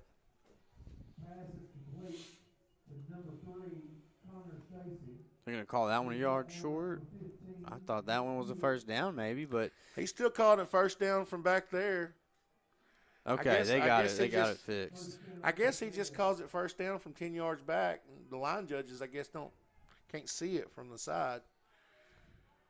That's craziness. It's going to be a bootleg to the right. Alma's quarterback's going to step up and try and throw it, but Nick Hewitt says no. Yeah, great brings job him down by for a Nick. sack. You know, Tanner was coming off that backside, and I thought, man, if we can slow him up a little bit, you know, get that backside hit, a lot of times causes a fumble. Nick did a good job of tripping him up for a loss. Sack. 2nd and 12 now. They're going to go empty and throw it again. They're going to throw it over the middle to the check down. He's got plenty of room to run, but he's going to go out of bounds, and he'll be just a few yards short of the first down. It's going to bring up 3rd and what, about 4? It'll be, 4. It's 3rd and 4. 4th and 4. I'm pretty sure that's 3rd. Uh-huh. Yeah. Okay, they fixed it. 3rd and 4. Greenbrier's going to show a blitz, and they'll go there. Nick Hewitt's going to try and get back there. It's going to be thrown over the middle. Jamie Hardcastle gets there, but just not in enough time to stop the pass. He'll make the tackle, but it'll be a first down for Alma. That's good throw and catch, man. This kid's throwing the money, throwing it right on the money, and his receivers are coming up and making catches. They're going to go quick, empty set. He's going to throw it to the right. It's another catch. It's about a 9-yard grab there for Alma. Yeah, he's going to get out of bounds. We're playing soft on these receivers. We've got to step up and put some pressure on That's them. That's the 5th consecutive completion from him. Yeah. One thing I'd really like to see us do, and we haven't really all year, is and I get it, we don't have the size a lot of times out on the corners, but jam receivers, man. Jam them at the line of scrimmage. Yeah, they're playing off the ball a little bit. We're going to take a break, and you're listening to Greenbrier Football, presented by American Safeguard. And a Steak and Shake for the original steak burger, steak burgers, and milkshakes. Yep, it's all right there in the name. Steak and Shake. Get them delivered. We're back in beautiful, beautiful Greenbrier, Arkansas. Thank you all for joining us as our Panthers defense is struggling to stop this Alma offense that's been a heavy pass offense. I sure can't believe they're going to come in here throwing the ball, but they sure are. And, they've just done a good job. That's all you can say about it. I think we've talked about this a good bit, Matt, is just their ability to run the ball early is open up the passing game late, and that's exactly what's happening. And that's what we talk about every week. Most of the time it makes our keys of the game, establishing the run. And that way it opens everything up, and that's just the name of the game. Good point there, JB. Old wise one. Old wise one. JB, did you read your Proverbs? There's 27 seconds left here in the second quarter. It's almost halftime. Alma's trying to punch it in. They're going to run a bootleg out to the right side. Quarterback's looking around, sees a man, and they catch it. It's a touchdown. Touchdown for Alma. The Airedales have put it back in the zone. That whole drive, he had 6 completions in a row on that drive out. Did he have an incomplete pass? I don't think so. I don't think he did either. It'll be interesting to see the stats at halftime. It's going to be 28-27. Alma will now line up to kick the extra point. Their starting kicker has been out with COVID, or at least quarantined. I don't know if this is him or not. I don't think it is. It's a good snap. It's a good hold. Ball is up. Looks good. 28-28, and that's where that huge 2-point conversion helps us out a lot, as it's tied up at 28 with 21 seconds left to play in the second quarter. Well, I have to admit, I've got to eat crow my prediction was not correct. Man, and I'll tell you why it's not correct is because you said it live on air. You think I jinxed There's it? still a whole I half do. left, though, guys. That's right. There is still a whole half left. Oh, yeah, well, we're talking about this last 2 that's right, minute, that last drive. 3 Oh, minute yeah. I'm not drive, talking about the score prediction. I'm talking about that. We're going to get the ball back right here and go score, which we still got 21 seconds left. We do. And let's hope that we do score with what we have left here. It's 28-28 here at John Hawks Memorial Field in Greenbrier, Arkansas. There's a new beautiful sign that's shining bright and right up next to the indoor facility. The softball field's lit up. Is it usually lit up when we're here? It is. It is usually lit up.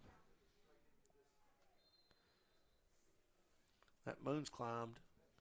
It has climbed quite a bit. It's moving at a fast rate. I believe moonset is at 7 a.m. tomorrow morning, if I looked at it right and remember it correctly. Moonset or sunset? It's moonset. Oh, I guess that would be sunrise. It would be sunrise. That is proper. It's going to be a squib kick. Going to go to the back to Thatcher Strack. He's going to hit the left side, try and cut it back up to the right. He busts out and gets to about the 39-yard line. And Greenbrier's going to have 14 seconds. They'll have to make a decision on whether to be aggressive or not here. Well, you got to. I mean, how many times have we scored on 50, 40-yard runs? I totally agree. You know, Stuttgart Carl said earlier in the year, hey, throw a wheel. And they threw it deep, and sure enough, we went and scored right before the half. Even running the football, you know, we have had a lot of long runs tonight. So, you know, of course they're playing more of a prevent. So, busting one off and getting there might be tougher. But Cooper Wilcox will drop back on a 3-man rush. He's going to take off with the football. He cuts it back up the middle. He's got plenty of room. He's going to hit the left side. He stays on his feet, and he's going to go down at the 35. Gotta call timeout. We got it. They got the timeout called with 3 seconds left. You're listening to Greenbrier Football presented by American Safeguard Insurance. And First Security Bank.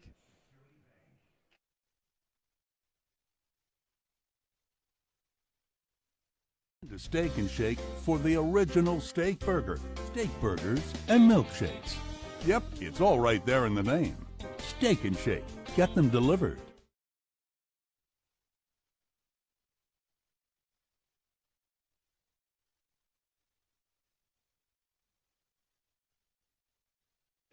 We're back in Greenbrier, Arkansas. Thank you all for joining us at home. And, you know, it's a fairly large crowd here tonight in Greenbrier. It is. We've got a good showing tonight. It's great football weather, man. It's sky's clear. Got the rain out of the way. Nice, cool temperature. We're going to have pretty much one play right here, Talon. You know, Cooper did a great job of picking up a lot of yards right there. Maybe he can find somebody open on this one to get it in the end zone. Cooper's done a great job on the ground. Alma's going to play prevent. It's going to be a short throw, and it's going to be dropped by Reed Nixon. That's going to take us to the end of the half. We're going to go to halftime, and we'll be back after a few words from our sponsors. At American Safeguard Insurance, you get an actual human being just down the street to get advice on the confusing world of insurance.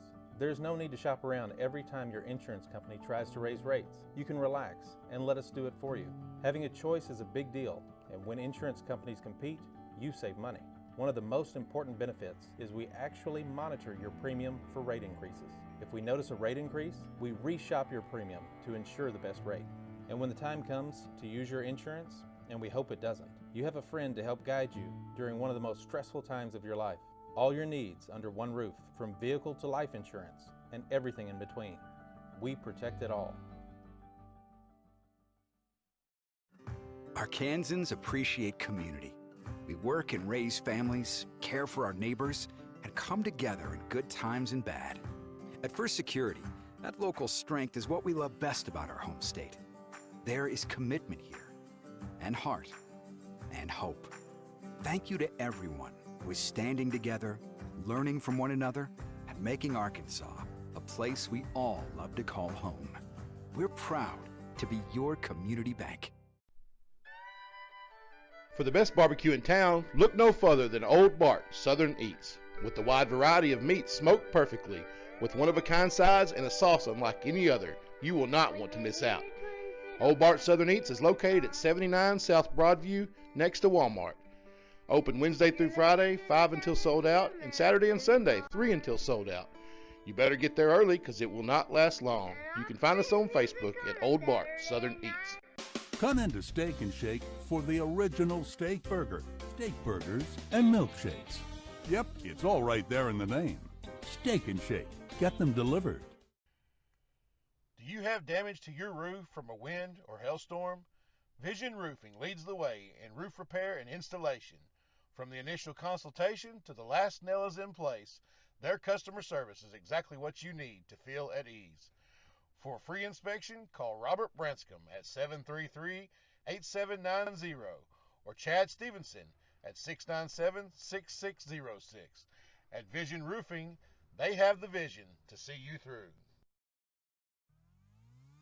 The Greenbrier Panther Sports Network would like to thank our sponsors: American Safeguard Insurance, First Security Bank, Old Bart Southern Eats, Ricochet Outdoors, Swanky Southern Boutique and Salon, Chef Lynn's, Greenbrier Pharmacy, DJ Vanaco Remax Elite, Vision Roofing, the Children's Clinic of Greenbrier and Conway, Stage 2 Dance Center, Bleacher Bling, and Steak and Shake.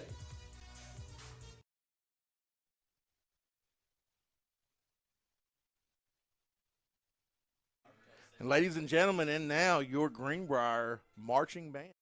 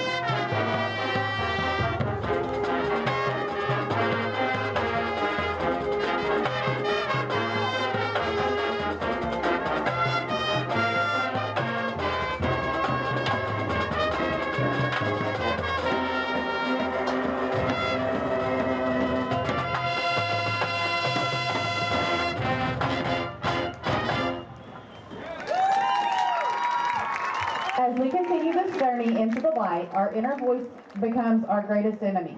It is in this moment that we must overcome the darkness. We continue tonight with Radiohead's Creep, featuring Leanne Winston, Senior Color Guard Captain, and Jonathan Church, Junior Trombone Player.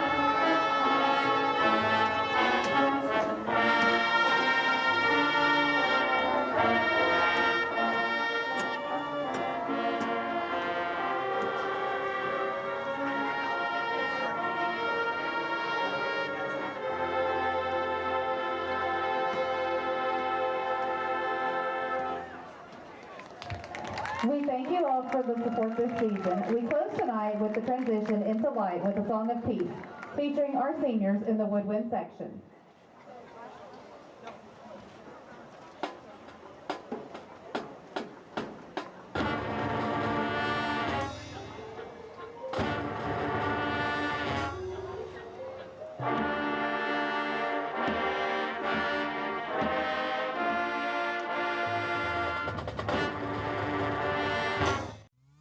The Greenbrier Panther Sports Network would like to thank our sponsors: American Safeguard Insurance, First Security Bank, Old Bart, Southern Eats, Ricochet Outdoors, Swanky Southern Boutique and Salon, Chef Lynn's, Greenbrier Pharmacy, DJ Vanaco, Remax Elite, Vision Roofing, the Children's Clinic of Greenbrier and Conway, Stage 2 Dance Center, Bleacher Bling, and Steak and Shake.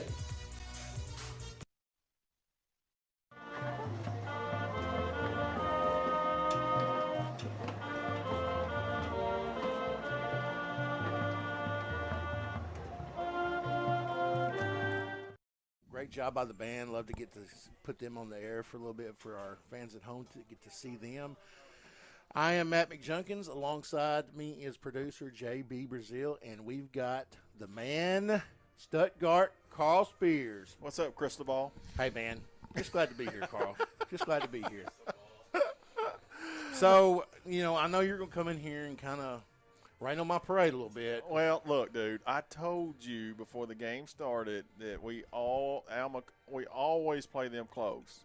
I mean, it's I don't know what it is about it, but the last few years that, I was calling the game, it was always close games. And, I think a lot, though, by sitting here watching Greenbrier, they just kind of – they look flat a little bit on the sidelines. And, I think they came in thinking that this was going to be I guess like an easy game for them. And so I'm sure the coaches are in there right now trying to wake them up a little bit because they're definitely more talented than this Alma team, but they haven't showed it in the first half. So you're saying maybe they had the same approach that I did? Let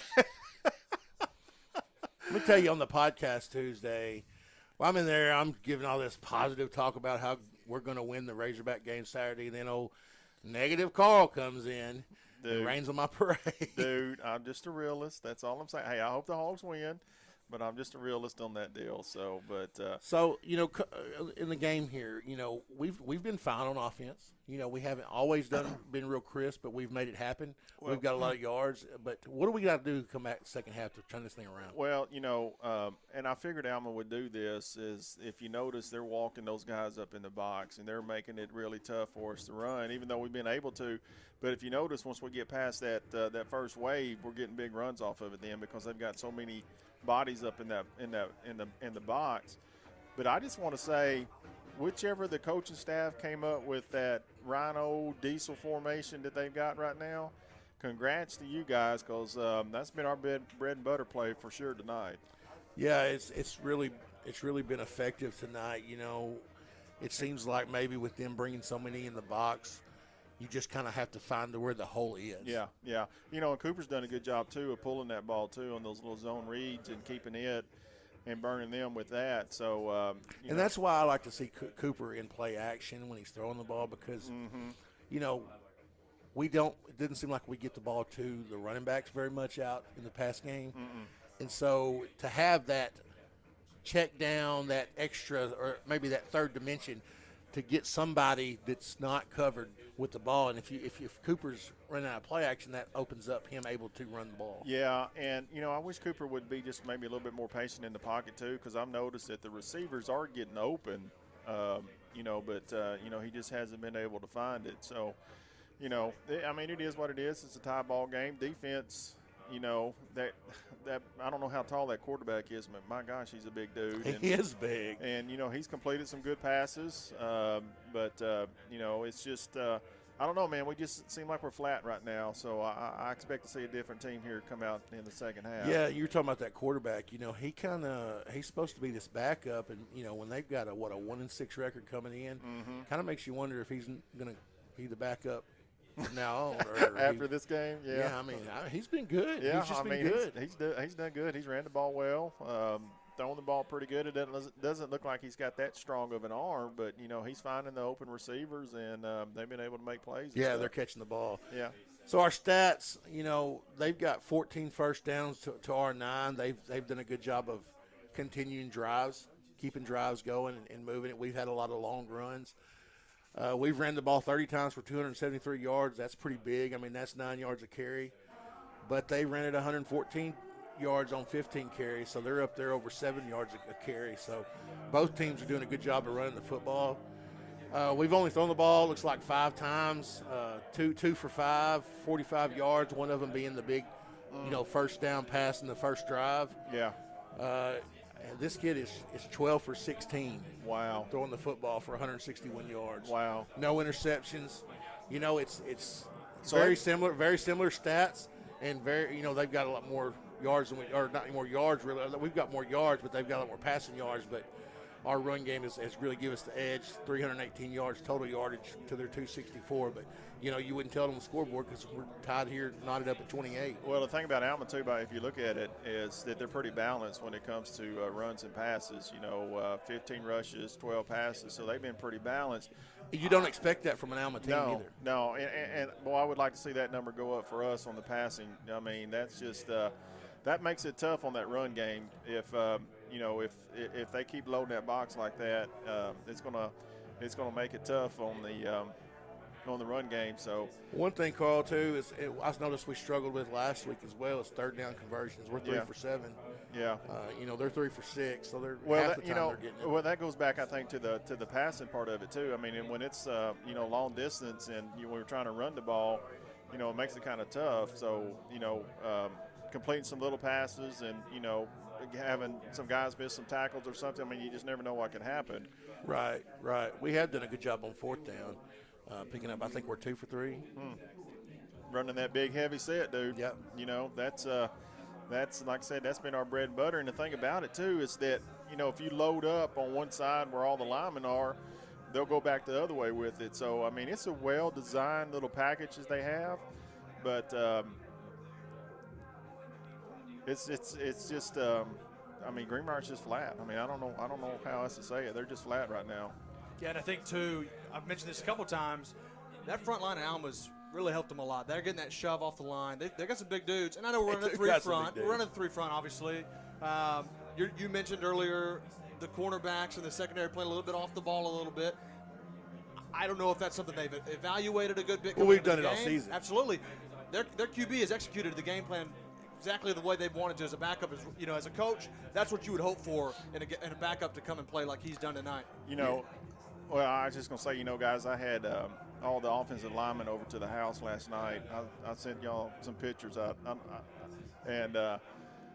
Man, feeding those guys was something else. I was like, man, y'all need to save me some. Y'all need to quit eating. Carl sent me a picture of all of them. I said, I hope you cooked a lot of beef. But I asked them, I said, man, what's y'all's favorite play? And they said outside zone. That's what they like to run. And that off-tackle zone has been productive for them. And it's all year. I mean, they ran it well all year. But that's their favorite play to run. And I'm sure we'll come out in the second half and try to do that again, or some more at least here in the second half. So, Carl, we've started this podcast. Yes. And it has been, I would say, a blast is an understatement. Oh, dude, I'm telling you, it's so much fun. Goodness gracious! But I must say, I'm just kind of there as to make sure that the mics work well and do all the editing and stuff of it. But you and Wilcox are the ones that put in the work with all the stats and things like that, and it's and the information that you guys bring is just it's a lot. Not only for high school football, but we even talk about college football.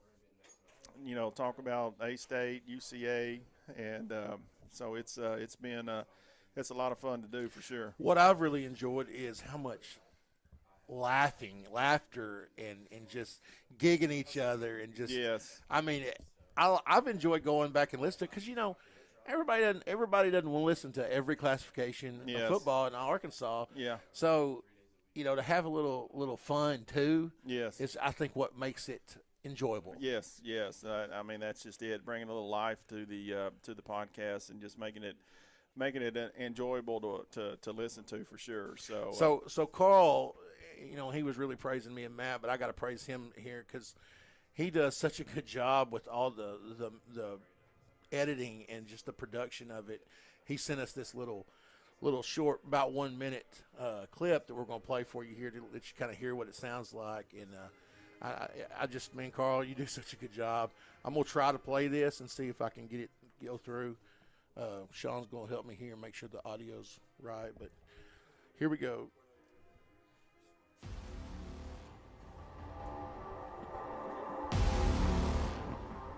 And so speaking about picks, let's talk about picks from last week a little bit. Little high school football. So last week in our picks, Junk went a formidable 9 for 12 in his picks, only to lose to me. Here we go. I went 11 for 12. He didn't mention that the week before when we did our mock podcast, yeah. I was 6-0 and he was 3. But see, John, here's the problem. So we're talking about practice. You talk about practice. And you and I talked about it. You've got a nickname, Junk. Now I've got a nickname, Stuttgart Carl. Matt's new nickname, Wilcox, is Stats. So he's pulling all them stats out on you, man. That's why he's beating. Why?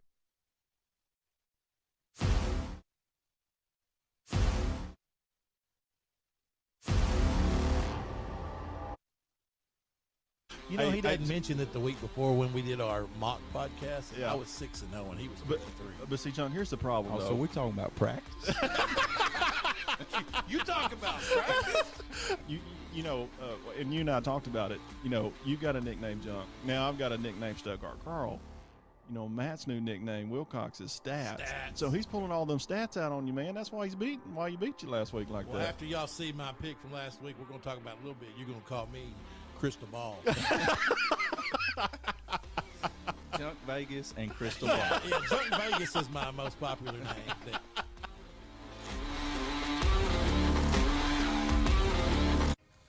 So I figured out a way to mess it up. By the way. Just like your picks, huh? Just like my. Oh yeah.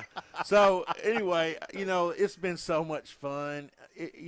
Please, as our local fans of the Greenbrier, high school and Arkansas high school, go check it out. Listen to it. Just try it. And any sharing you do is so appreciated because we want to grow this thing and make it statewide. And I think we've got a real special opportunity, a lot of opportunity to cover high school football in Arkansas, and along with the rest of the sports. We're going to do this all year. So. Yeah, and you can find it all on all the major platforms. We got it out on Apple, Spotify, got it out on Google Podcasts. So anywhere that you find your favorite podcast, just search for Between the Mats on there, and you'll find it on there as well. So, and then our Facebook page as well. We'll put little clips on there, kind of like that right there, where you can go out and just kind of get an idea of what we talked about for that week. So, a lot of fun, man. A lot of fun. Yeah, Carl. And hey, I appreciate you coming up here. Sean, can you get the commercial ready for us with all of our sponsors? We're going to give them some love before we get the second half kicked off. Any final words? Man, we just got to play better. We got to play more with more intensity. Keep running the ball the way we're doing, maybe mix in a little bit of passing along with that, and just keep bringing that intensity. I know Alma's going to get the ball in the second half, and we got to go out here and shut them down. So, you're right, man. We just gotta, like you said, wake up. Hopefully the coaches were able to get in their heads a little bit and get them to come out with, like you said, different intensity. Yeah, because this, right. Man, early in the season especially, this team the defense was so intense. Yes, yeah. And maybe that's what we need now. Yeah. So, all right, I'm out, guys. Hey, dude, appreciate you coming up. I'll see you Tuesday for the taping, and then the podcast will be out on Wednesday at noon. Everybody check it out. Hey, all right, we're going to take a quick break here. Go check out all of our great sponsors. Give them some love, get them some advertising in, and we'll be back for the second half here on the Greenbrier Panther Sports Network. At American Safeguard Insurance, you get an actual human being just down the street to get advice on the confusing world of insurance. There's no need to shop around every time your insurance company tries to raise rates. You can relax and let us do it for you. Having a choice is a big deal, and when insurance companies compete, you save money. One of the most important benefits is we actually monitor your premium for rate increases. If we notice a rate increase, we reshop your premium to ensure the best rate. And when the time comes to use your insurance, and we hope it doesn't, you have a friend to help guide you during one of the most stressful times of your life. All your needs under one roof, from vehicle to life insurance, and everything in between. We protect it all. Arkansans appreciate community. We work and raise families, care for our neighbors, and come together in good times and bad. At First Security, that local strength is what we love best about our home state. There is commitment here, and heart, and hope. Thank you to everyone who is standing together, learning from one another, and making Arkansas a place we all love to call home. We're proud to be your community bank. For the best barbecue in town, look no further than Old Bart Southern Eats. With the wide variety of meats smoked perfectly, with one-of-a-kind sides and a sauce unlike any other, you will not want to miss out. Old Bart Southern Eats is located at 79 South Broadview, next to Walmart. Open Wednesday through Friday, 5 until sold out, and Saturday and Sunday, 3 until sold out. You better get there early because it will not last long. You can find us on Facebook at Old Bart Southern Eats. Come into Steak and Shake for the original steak burger, steak burgers, and milkshakes. Yep, it's all right there in the name. Steak and Shake. Get them delivered.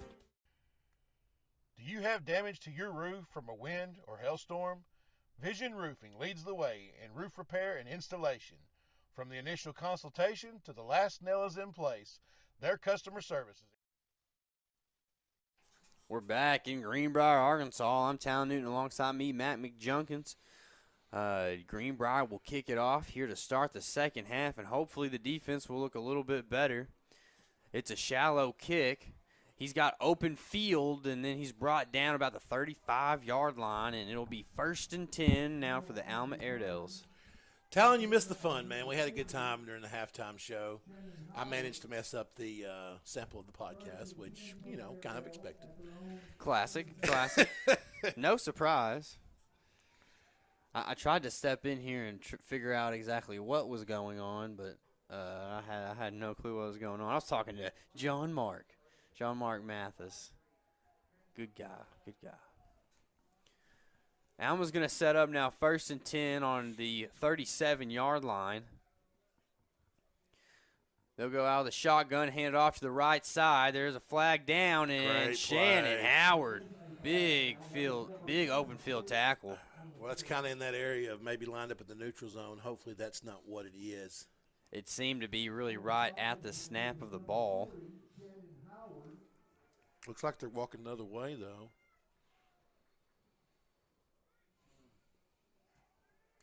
Yeah, it's going to be on them. So I guess it's a false start. What I was going to say there, though, is so what set that up was Tanner Collins coming outside and forcing, or I don't know if you say forcing it, pushing, prevented that back from getting the edge. He had to go side to side, and then that allowed, of course, Shannon to come up and just make a big play. Going to go out a pistol this time and hand it off. This time they're going to go to the left side, and he's got more than enough room. He's going to try and cut it back, and I think that's Jeremy Parker there to bring him down. Yeah, Jeremy and Gabe Rowe looks like making that play. They came back this direction after they didn't have any success on that side. Big game, but, that penalty hurt him, puts us at second and about 7.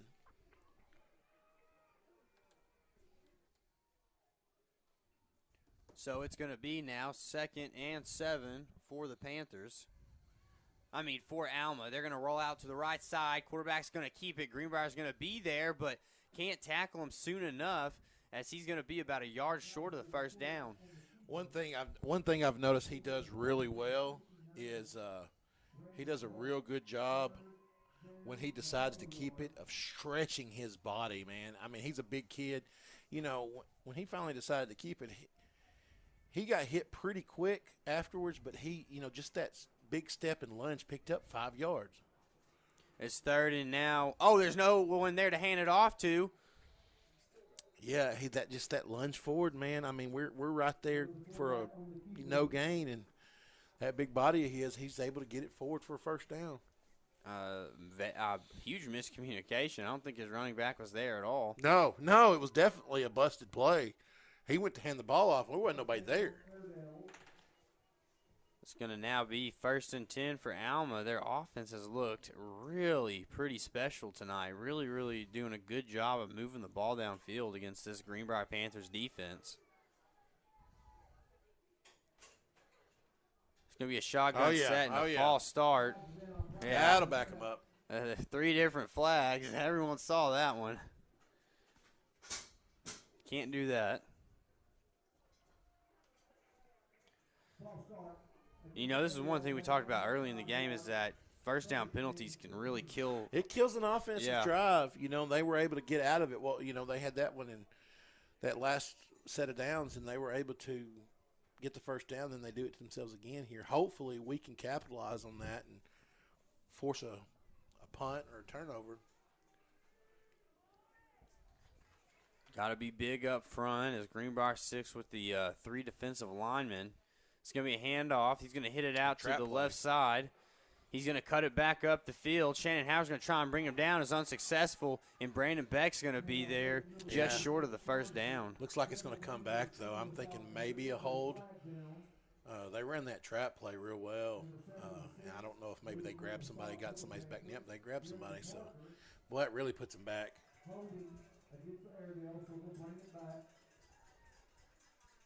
That's a huge break for us, man, because they're still continuing to pick up yardage with their run game. So it'll be 10 yards from there, so from that line where the referee, the head judge, was just pointing.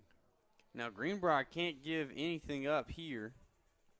I mean, you really can't give any momentum to Alma. Well, you know, it's be interesting to see what they do right here. You know, if they've got the patience to go ahead and continue to run the ball, because you know, when you can pick up 10, 12 yards, you don't have to throw it on 1st and 30. But we'll just see what they do here. They're going to bring a man in motion to the rise. It's still first down. They'll hand it off, and they'll go that way with it. A big tackle there made by someone out of the secondary. I can't see. Was that? I think it was either Shannon Howard or Jeremy Hardcastle is what I felt. I thought it might have been Keaton, but yeah, Keaton Whitley it looked like. Keaton Whitley crashing down and making a tackle. That's really big. I mean, that's something that Greenbrier was really struggling with. Yeah, we've got to do the same thing on this side, too, forcing him in the backfield, not letting him get the edge. They're going to throw it quick out to our side of the field, and it's going to be about a 7 or 8 yard gain for Alma. Yeah, you don't mind giving that up right there just because you've got such good position with the down and distance. You just want to prevent the big play. You know, you got them here on 3rd and 16. You know, if they get 4 or 5, if you give up that underneath pass, so be it. Just don't give up the first down. You've got a great opportunity for the defense here. Absolutely, and they're going to come out with Greenbrier will show 3 safeties with throwing Trey Havens in the mix. Alma's going to set up an empty set. It'll be a 3-step drop. You'll step up in the pocket, launch it deep. It's up high in the air. Shannon Howard goes to make a play on it. He tries to pull it down, but Alma's receiver is forced to break it up, and it falls incomplete. That was a great job by Shannon right there. You see that number 11 go deep, and he's a big, big body. So he's got the edge physically going up for the jump ball. Shannon really gets up and gets his hands on the ball and just breaks up a big, big play there. Carter McElhaney's going to be back to recover. Greenbrier's going to try and block it. It's Muff punt.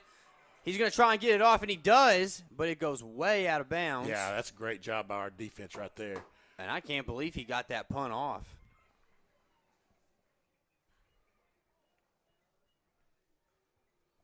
We're going to get set up on the 49.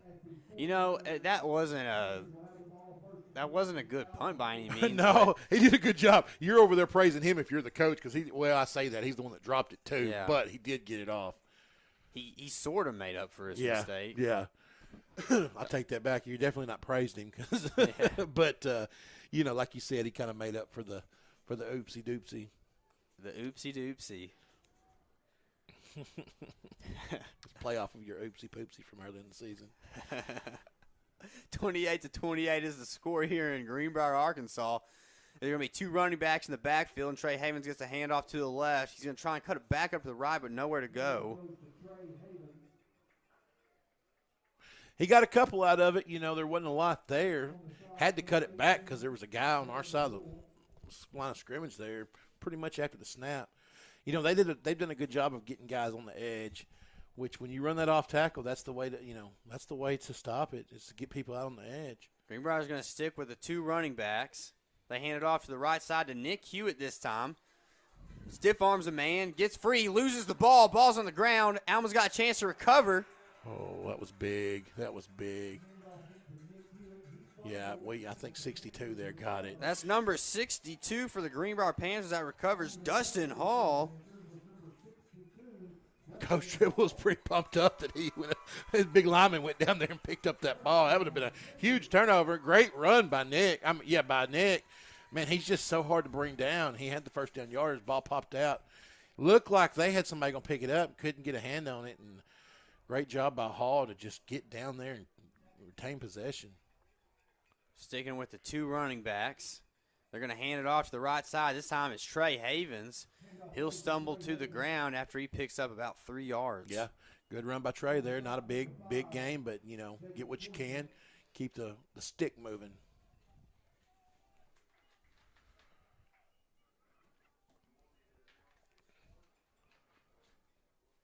Greenbrier likes this two running back set, but it looks like they're going to bring in J.P. Engelkiss. Nick Hewitt will go to the sideline to catch his breath. Cooper Wilcox hands it up the gut. Trey Havens has it, and he's pushing got first forward. Handoff goes to Trey Havens. He'll move the chains. It'll be 1st and goal for the Panthers. No, it won't. Correction. 1st and 10 from the 14. A little chirpiness going on out there. I was about to say, I've really seen that all night long. I think Reed's kind of getting under some skin out there. I kind of like it. I think our whole O-line is doing that. I noticed that in the first half. They were kind of pushing on the secondary a little bit, exchanging pleasantries. As it's a handoff up the gut to Trey Havens, he'll be stuffed after about 4-yard pickup. That little 23 back there in their defensive backfield, he's fired up. He's mad. Good run there by Trey. Leading on the stop was number 10, Joseph York.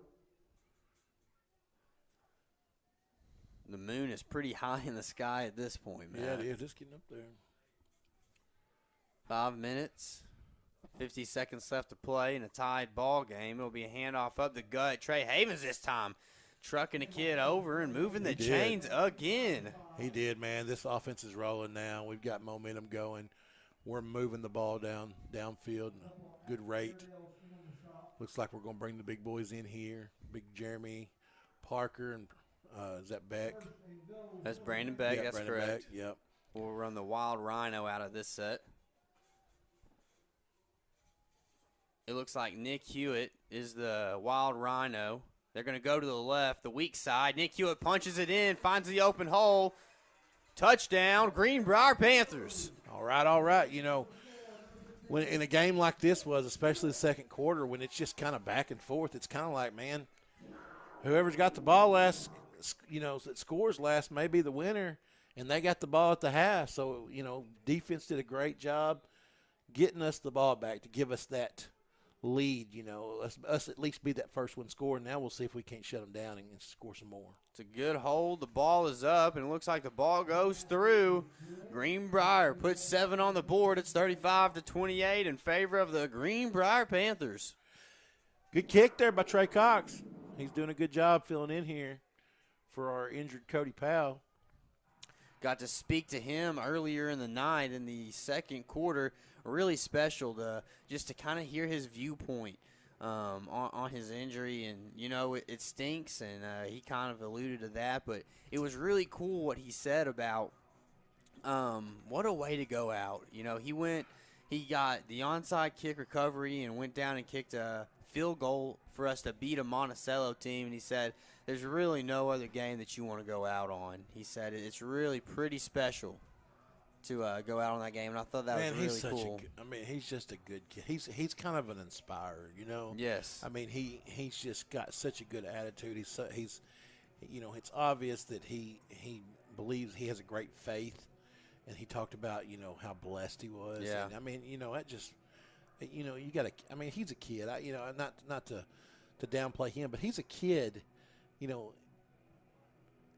He's a kid, but his maturity is so impressive, and you know, for him to be such a mature inspiration, I mean, you know, like I say, it kind of choke you up listening to him talk because he's just such a good young man. Yeah, that's absolutely right. Greenbrier will kick it off. It's Trey Cox. He'll boot it downfield. It's going to land on about the A. Good catch there. They're going to run it out to the left side, and he's brought down at the 24-yard line. Looked like Nick hit him pretty good, didn't he?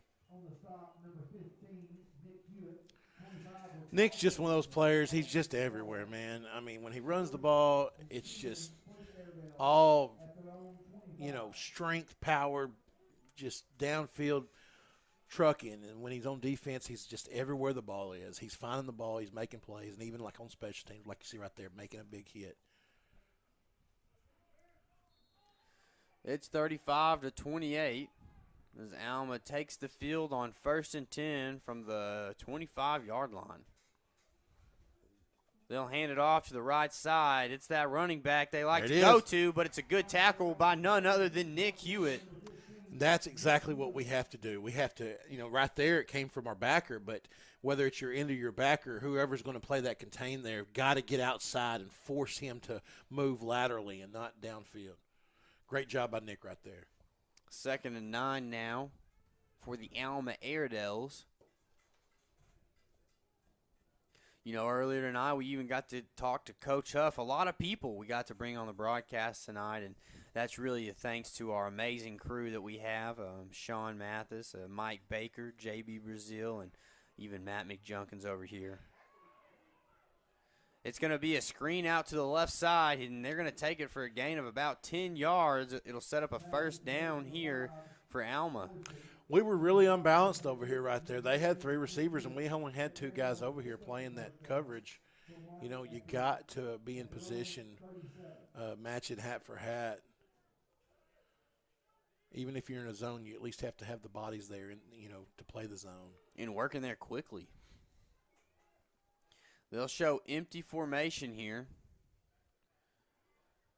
Quarterback's going to step up and throw the ball. Looks like his arm was hit, and it was almost intercepted by Keaton Whitley, but it looks like his eyes got a little bigger than his hands, and he started looking downfield. Great play by Keaton. Just couldn't quite pull it in. Those are the ones that you look back on and wish that they never You're like, really happened. Oh, no, why couldn't I pull that in? You know, it really just felt like he was worried about getting downfield. He didn't look it in all the way. Alma's going to keep it tight on this play. They'll hand it up off the gut. They're going to go to the right side, bust it back to the left. Their running back is pushing and pushing and pushing. He's going to get a first down. It'll be 1st and 10 now from the 49. One thing they're doing a really good job on is blocking downfield. Those guys, those big boys up front, they're not just opening it up at the line of scrimmage, but they're staying with their blocks and getting to the second level. 1st and 10 on the 49. 3rd quarter, 3 minutes, 45 seconds left to play. Alma's going to take it up to the right side this time. They're going to spin around, and that's Gabe Rowe in there on the tackle. Anytime you can come from the backside and make a play in the backfield, that helps your line a huge bit because, you know, they're fighting through up front on that side. And, you know, when they're going to that side, you're getting double teams and all that. If you can get somebody to move down the line quickly from the backside, it really increases your chances of making a play. It's going to be 2nd and 12 now for Alma. They're going to do a quarterback keep to the right side. J.P. Engelkes gets a stiff arm, but he still brings down the quarterback. Quarterback's slow to get up. Yeah, it looked like Shannon came in there and put a pop on him too. It's going to be now big 3rd and 12. Yeah, big 3rd down right here.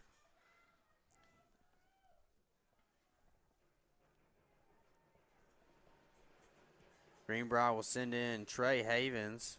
Get a little more coverage out there. Crowd's getting into it. Yeah, they are. It's exciting to finally be on our home field after 2 weeks away. Felt like the longest 2 weeks of my life. It was a lot of driving, that's for sure. It's an empty set. They'll throw it out here to the left side. He's got plenty of room to run, but we'll see if he can't get a first down. We're going to get a clip. I think we got a block in the back here. 22 was on the stop. JP Eaglekiss, and there is a flag down. 5 was slow to get up as well. It's going to be right on that first down mark. No, oh, whoa, okay. Yeah, they're going to be a block in the back, I think. I didn't see the call. They called holding. Called holding. I thought it might have been a block in the back, but I didn't actually see the play. I was going to say, I thought I saw the reaction. I thought I saw the back end of it, and it looked like JP was on the ground. And, and so I thought it was somebody coming up and hit him from behind. It's going to be 3rd and about 17 now for Alma. They have a long ways to go for the first down, and as JB said, the crowd is starting to get into it. Greenbrier holds a 7-point lead over Alma here late in the 3rd quarter. It's going to be a bootleg to the right side, but they're going to throw it back to the left. It's going to be a little tight end screen, it looks like. Job, and good a beautiful tackle by Gabe Rowe. That's how you draw it up. I was watching Gabe that whole time after I saw it coming this way, and he got off a block. He had a guy that pulled out there for that screen, and he got off that block and put himself in position to make a tackle. That was a great job by Gabe. Gabe Rowe is really a name that we didn't expect to be calling a lot this season, but he's really stepped up in a big way. So Greenbrier's going to try and get back there and block it again. They won't be able to. And Carter McElhaney, he's going to catch it. He's going to run with it. He's going to go to the left side and try and put his wheels on, and he'll go out of bounds at about the 31-yard line. Yeah, he picked up an extra, 10-plus yards there to give us a little better field position. Good job by Carter. Great job that we get the ball back, man. That's twice our defense has come up big and get us the ball back. Kind of take away this track meet feel, going back and forth downfield. Yeah, absolutely. And Gabe Rose stepping up, making 2 big tackles on that drive. It's going to be 35-28, favor of your Greenbrier Panthers. There's a minute 26 left here in the 3rd quarter as the clock is winding down in the 3rd quarter. 20-14, Moulton over Bologna right now in the 3rd quarter. 20-14. It's a close one there as our very own Trey Havens takes the ball to the right side of the field, but he's brought down after about a 1-yard gain.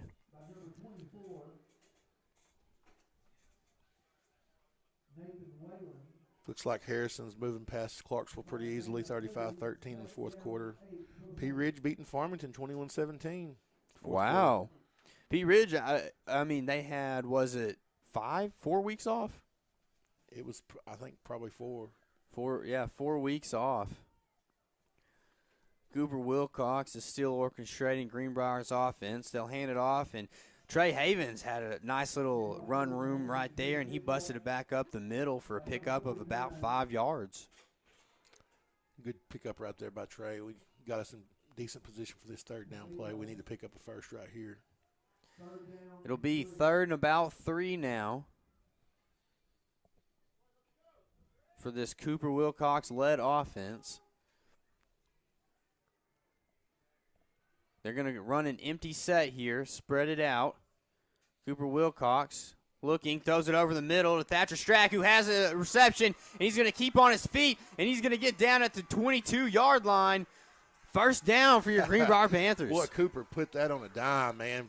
Laid it right in Thatcher's hands, and Thatcher did a great job pulling it in and then picking up an extra 15 yards there. Cooper Wilcox has played an excellent game tonight. He has, man. He has. The times he hadn't had anywhere to go with it, he's tucked it and ran. Done a good job not making mistakes and not getting sacked. And that's going to take us to the end of the 3rd quarter. We'll be back with the Chef Lynn's quarterly recap.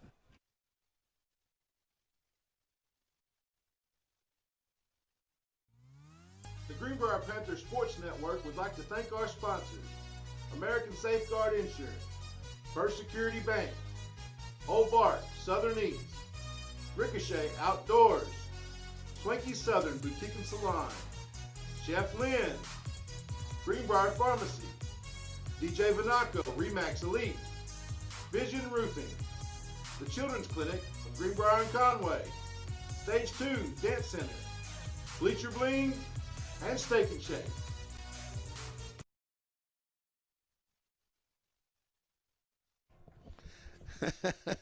Talon's over here. We're back here. He's fixing to give us a Chef Lynn's recap, but he's talking about calling Chef Lynn's on the Remax hotline to see if we can't get some food. Yeah, the DJ Vanaco Remax hotline will even pay for my food. Surely, right? Is that how that works? Is that how the sponsorship that's how that is goes, done? Talon. I think it was somewhere in the contract. Cooper Wilcox will handle the ball up the gut. Trey Havens is patient with it, and he squeaks his way up and gets about 7 yards, and will bring up second and about 3 now for the Panthers. So, Talon, give us our Chef Lynn's quarter recap. Chef Lynn's quarterly recap. You know, I haven't been doing very well with it, keeping up with the game so far, but Greenbrier really finally got out ahead of Alma as it was a back and forth battle. And the real big key to take away in the Chef Lynn's quarterly recap was our defense really got to stand up for themselves and get a big stop, as it's hopefully allowing us now that we got into the red zone here in the fourth quarter and maybe go up by 2 scores. Yeah. You know, wasn't much there for Trey to get on that second down run. Going to bring up third and about 3. Just need to punch it in right here, you know. Don't have to be in a hurry. Just got to get it done. I just got a text from DJ Vanaco at the Remax Elite, and he said he will absolutely buy my dinner. So I ate lunch with DJ today. DJ, go ahead and call that in for me and tell him that Town will be there to pick it up at the end of the game. Oh, good run by Trey. Barry just bulldogs through there and picks up the first. Greenbrier's really gone to that 2 running back set. You know, I remember practicing that in high school whenever I was playing in junior high as well, and it seems to be something that they didn't go with a lot this season, but here as of late, especially tonight, they've been really doing that, and I'm really kind of curious as to why. It's working well, and it's not something we've seen a lot this season, Matt. Yeah. Cooper's going to take the snap and hand it off up the gut, but he's going to keep it as he gets hit in the backfield before he can get anywhere. Yeah, you know, he read that because they looked like Trey was going to get hit, but they just had so many guys back there so quick there wasn't an option. Yeah, it'll be now second and about 15 for the Panthers.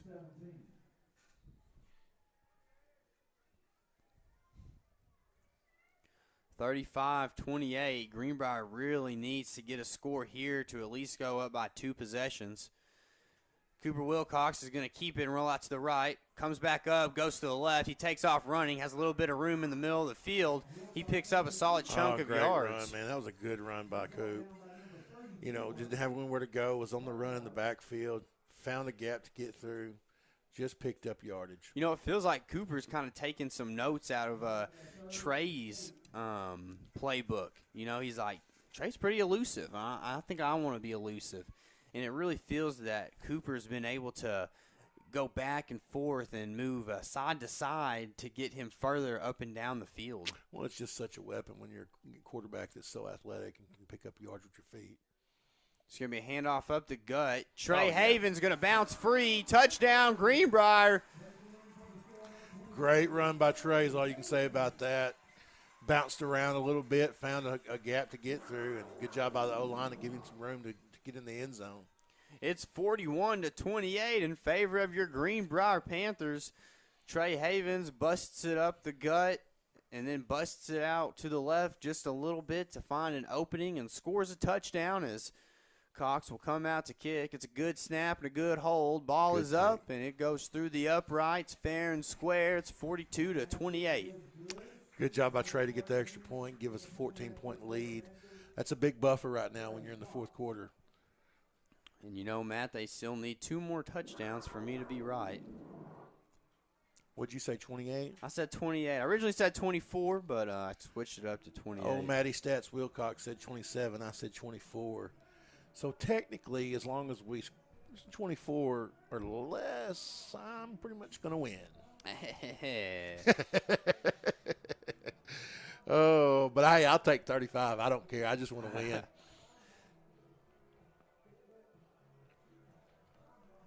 I'm glad to see this team come out with a little more intensity. You know, it would be easy to go into half thinking, man, we're not supposed to be tied with this team at halftime and just kind of get frustrated. But they came out, you know, played hard so far and got a 2-score lead right now. You know, we talked about it. We talked about how we wanted to put Alma away in that first half. That's right. That did not happen, and we're here in the fourth quarter. When it comes down to it, you know, a win's a win. A win is a win. That's absolutely right. Whether it's a 1-point win over Monticello or a huge win over BB, a win is a win. Good coverage right there after a good kick by the Panther kickoff team. 8 minutes and about 40 seconds left. The clock is continuing to run. Good tackle by Matthew Bernard there.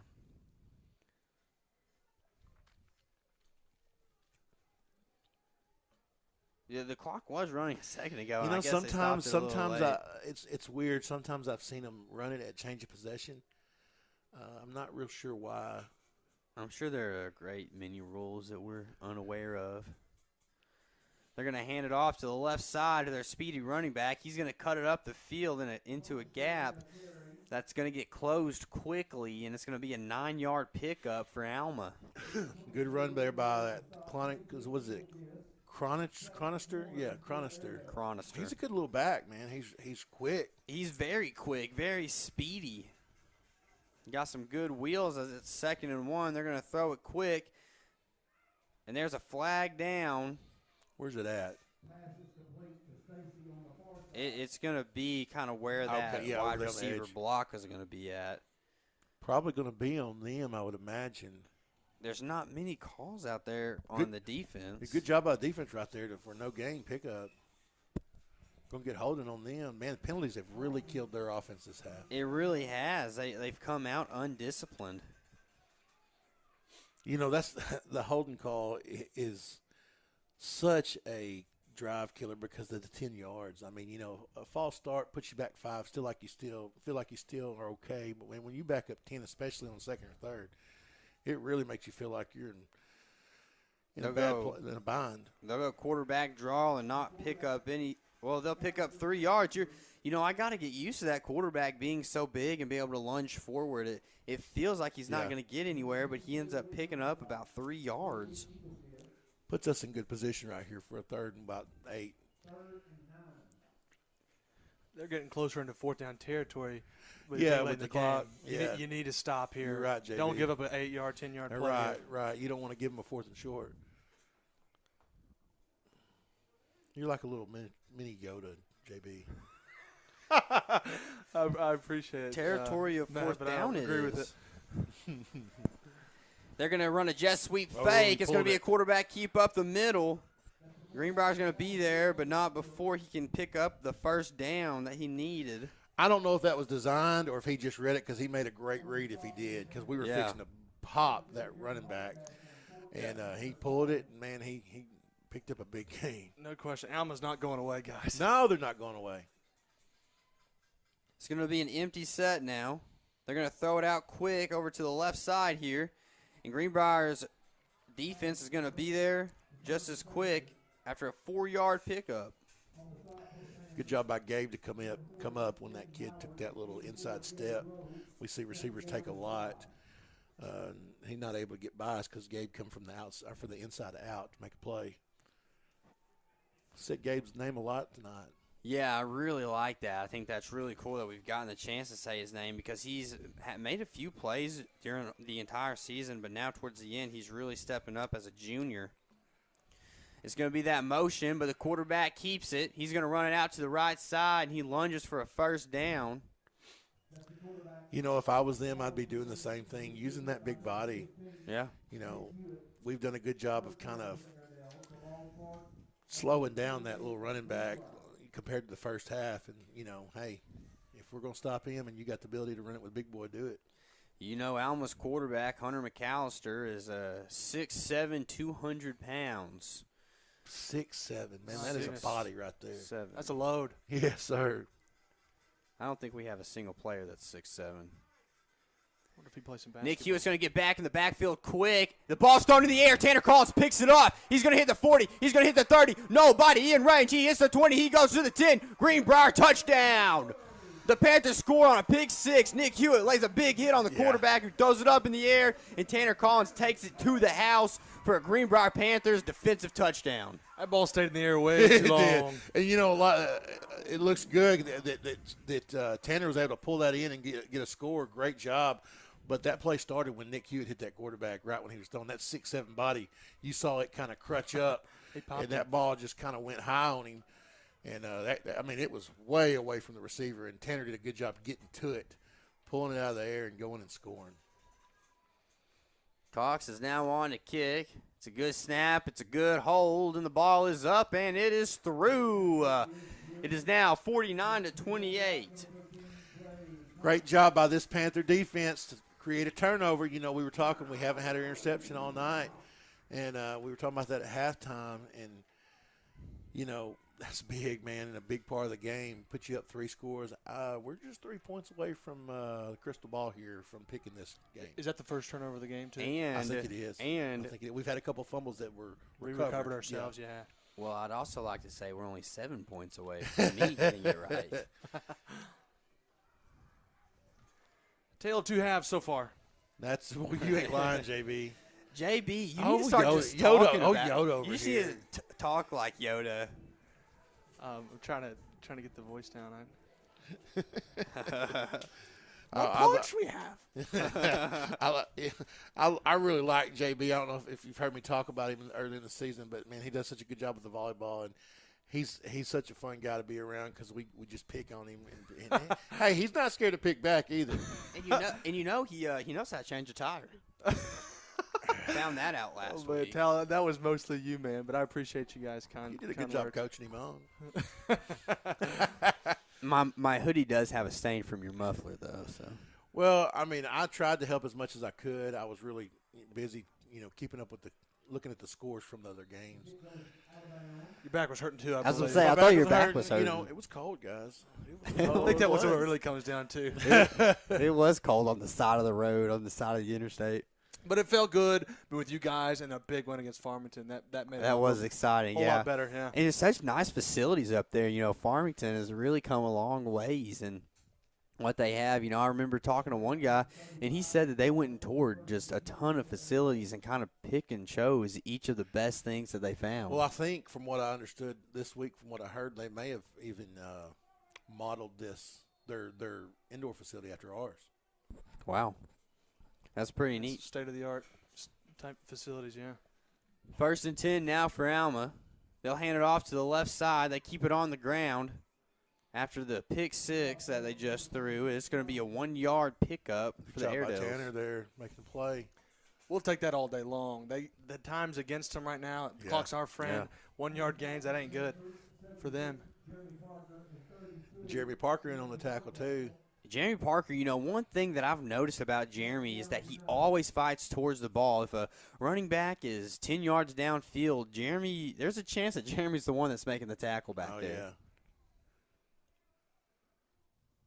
They're going to throw it over the middle this time. Tanner Collins is there to bring the man down. Guys, I just something I've noticed. They've mixed it up really well. That was they do. Tied in out of the tied in there, the play action tied in. They've gone QB, keepers. They've hit the curl, whatever. And they've used that play right there a couple times. That's something that I've wanted us to do all year long. Man, you cannot stop a slant. It's there, yeah. Oh man. They're going to pass it this time. Quarterback drops back. He throws it over the middle of the field. Oh, and Gabe Rowe dives for it, but I thought he had pull it in. How exciting it would have been. Great defensive play by Gabe good Rowe. job by Gabe. Second bad throw we've seen from him, from that QB, really. Well, and we've seen this in the past, too, this year. You look at a quarterback and you're like, man, he's not making good throws. Well, when you get this time of the game and you're behind, you're making decisions that you're forced to make because what are you going to do? Yeah. Throw it away and still not get anything? I mean, you're just trying to make a play. Brings up 2nd and 10 here in Greenbrier, Arkansas. Greenbrier is going to blitz. It's going to be a quick throw out to the far left side. That's going to bring up a third about 4, isn't it, Talon? It's going to be 3rd and 4. You're right. Tell you what, Bryan's beating North Little Rock 44-14. That's kind of the game of the week in the state. 2 of the top teams in the state in 7A. And Bryan's just so dominant. Spanking on them. I mean, I picked them by a pretty good amount, but man, I mean, they're just on such a different level of anybody else in the state of Arkansas. Alma's going to sprint forward and pick up the first down, move the chains. But, yeah, you're exactly right. You know, I heard the Bryan coach talking on the radio earlier today, and he had never actually won a game in North Little Rock. He hadn't. He was 0-3. Yeah. I mean, you know, he came in, and Bryant was not a real good football team when he got there. And he came from Camden Fairview. Buck James, I believe is his name. He brought that program back, and then he moves up there to Bryant. And he's created just an absolute machine there in Bryant. Stuttgart Carl giving me the bye-bye. See you Tuesday, Carly. We love old Stuttgart Carl. And I didn't really know Carl that well until this year. And, man, I tell you what, he's just a fun guy to be around. They're going to throw it deep down the field, and it's intercepted by the Greenbrier Panthers in the end zone. Touchback. Greenbrier's going to get the ball 1st and 10 on the 20-yard line. That's Thatcher Strack. Old Thatcher come up with the big one there. Well, that was just like a throw from Cooper Wilcox, you know, like to Thatcher Strack. Yeah. Kind of let him fell into his arms. Yeah, it's like it was meant to be there. It's like he was running the route, really. Mm-hmm. So we're going to get the ball back with almost 4 minutes left. You know, if they score and kick the extra point, Talon's going to be right. He is. but you play conservatively at this point in the game. You do. You don't think about the fact that Talon said that they need to score 7 more. But your players don't play conservatively. And so, just like Trey Havens, he's going to bust out to the left, and a huge stiff arm puts a man in the dirt. I think that hurt his feelings a little bit. He got up a little. He got up and kind of grabbed him a little. Yeah, a little hurt. Good run by Trey, man. Such a stud. Man, I passed him. You know, we live down the road from each other, and I passed him on his way here and my way home from school, and that was at close to about 2:00. He was on his way to Greenbrier to get ready for tonight's game. That's a kid that mentally preps, physically preps, and is really just an all-around good athlete. Man. He's all in. Big senior. Cooper Wilcox is going to orchestrate the offense and make sure that they waste as much time on the clock as they can. He hands it off the gut, which is stuffed like a Thanksgiving turkey with Alma Airedale players. He gave him that. That's the old Bobby Freightliner, wasn't it? The old Bobby Freightliner. Can't forget about the Bobby Freightliner as Alma's going to take a timeout. You're listening to Greenbrier Panther football presented by American Safeguard Insurance and First Security Bank. And a Steak and Shake for the original steak burger, steak burgers, and milkshakes. Yep, it's all right there in the name. Steak and Shake. Get them delivered.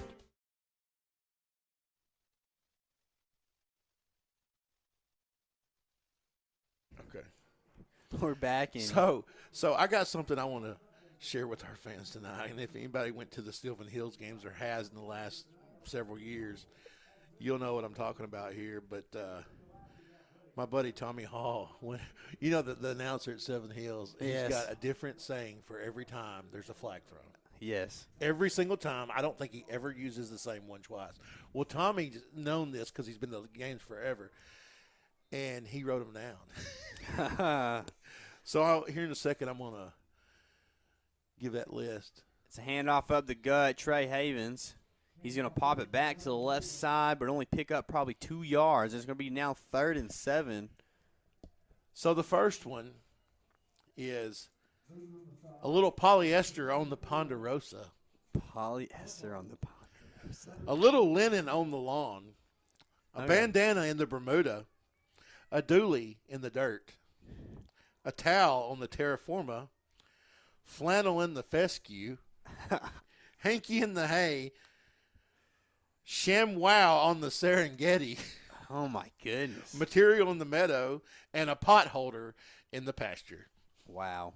It's going to be a quick throw out to the right side. It goes through the hands of Carter McElhaney. It looks like he was going to try and work upfield before he pulled the ball in, and now a tough decision, 4th and 6. You probably punt the ball in this situation. Yeah, you do. You do. You punt it away. Put your defense back on the field with a little over 2 minutes left and a 3-score lead. Which I say the defensive line has stepped up big. Boy, in the they second have. half. Made a lot of plays. Hayden Simpson on that edge has been huge. Yeah. Hayden Simpson, he was playing outside backer, and they kind of moved him to that line, and he's done a really good job up there. He made a lot of plays last week against Farmington. I mean, he easily could have been our player of the game on defense. He could have been. He came out, and when we were kind of struggling in that first quarter on defense, he stepped up really and made a big difference in that game. Funny story is my dad actually works with his dad. Is that right? Yeah. What a small world we live in, JB. That's right. Does your dad know that you're a miniature Yoda? He's probably watching right now, so he probably. At this point, he should know, right? Well, I'm only wise to you guys. They're going to throw deep. They're going to throw it over the middle. Big tackle there made by Tanner Collins. Strip the ball and take it back to the end zone again, Tanner. I tell you what, that's a big kid, that number 11. Yeah. He's a big tight end, and Tanner just met him and took him down. They're going to go empty and put 11 at the tight end position. They're going to throw it quick over the middle of the field. That's Jeremy Hardcastle there to wrap him up and make the tackle after they pick up a first down. It'll be a new set of downs now on the 45-yard line with 1:40 left to play. Yeah, they're not going to lay down. They're going to try to go score again. You know they're going to throw the ball here. Yeah. You want to play a little tight maybe on the front side, secondary back. They're going to throw it over the middle. Ooh. Ball drops, is a little out of the range of his receiver. He was open there. He had a little crease. He just couldn't get it to him. I'd like to see us put a little pressure on him right here. Like you said, JB is going to throw the ball.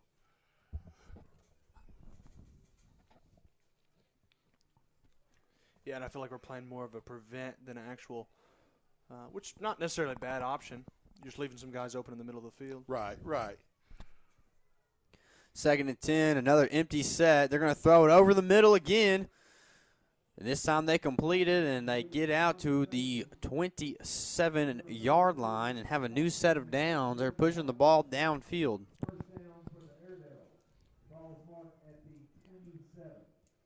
Yeah, this kid's still throwing the ball. He's an impressive quarterback. He's going to step back and throw the ball again. This time he's going to try and take off, but Jeremy Parker's there. Sir. Old Parker, he's my guy. He stepped up big right there. My wife went and picked up a pizza for the kids this week, and apparently Jeremy, I guess it's Pizza Hut. I think it's Pizza Hut anyway. That's where he works there. Anyway, she goes to pick it up, and he says, hey, is your husband Matt McJunkins? And she said, yeah. She said, tell him Jerry from football said hi.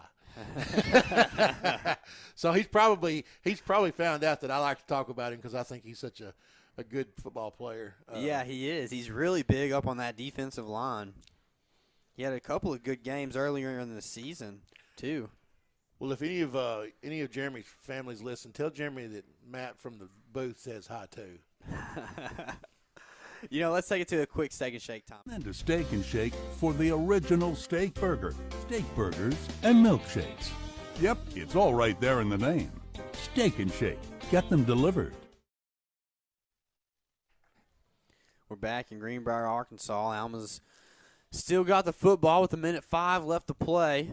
Quarterback drops back in the pocket. He steps up. He's going to take off running the ball. He's going to hit the right side, and he's going to bust it up for a first down, and they're going to move the chains. Got a little under a minute left here. They've got time to score, especially with the clock stopping, with the chains moving. We need to bow up a little bit. I'd like to keep them out of the end zone here. for my point I was spread. about to say, I'd like for us to get into the end zone here. They're going to throw it up as a high flying ball, and Keaton Whitley's there. He puts his hands up in front of the kid and just allows him to not see the football at all. It falls incomplete. One thing about high school football is that face guarding is not a penalty. So, especially in college, you teach them to turn your head so that you're looking back at the ball. Because a lot of times that's what officials are looking for. If you don't turn your head, you're not trying to make a play on the ball. You're just trying to make a play on the receiver. Yeah. And but unfortunately, in high school, you can do that. We saw that last week with Farmington. They did a good job of just getting in our receiver's face when the ball was coming. Step back. They're going to throw it out. It's going to be a short pass. It's going to fall to the ground. It'll stop the clock with 40 seconds left on a 3rd and 10 now for Alma. It's a tough place to throw, when you're on that inside the 20. You can't get separation from guys on defense, so it's a lot harder to find an open receiver. With 40 seconds left, I'm really hoping our guys are able to force a turnover or stop them here in the next 2 downs. There's a possibility that this is going to be our seniors' last opportunity to play on Greenbrier Panther turf, and they're going to step back in the pocket. He's going to step up now, and Jeremy Parker is there along with Andrew Hare, I believe. Hey, I liked that. We got that QB read that time. Yeah. Followed him as he came Yeah. out.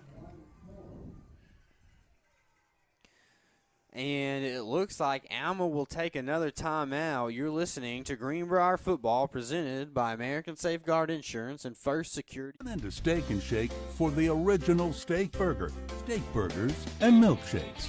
Yep, it's all right there in the name. Steak and Shake. Get them delivered. Over there. We're back here and still in timeout. We're going to try to dial up something on defense here for this 4th down. Try to keep these Airedales out the end zone. But before we dial something up for the defense, we're going to dial something up for our sponsors here. We want to thank Old Bart's, Steak and Shake, Vision Roofing, Swanky Southern, Ricochet Outdoors, Chef Lynn's, the Greenbrier Pharmacy, the Stage 2 Dance Center, the Children's Clinic of Conway and Greenbrier, and Bleacher Bling, and to add to that list, Remax DJ Vanaco, who will not be paying for my dinner tonight, but it's okay, DJ. I know you're listening at home. He tried to. He said he would. Hey, real quick, Swanky Southern, I believe this weekend is their grand opening for their storefront here in Greenbrier. Go check them out. Go check out Swanky Southern as it's 4th down. Throw over the middle.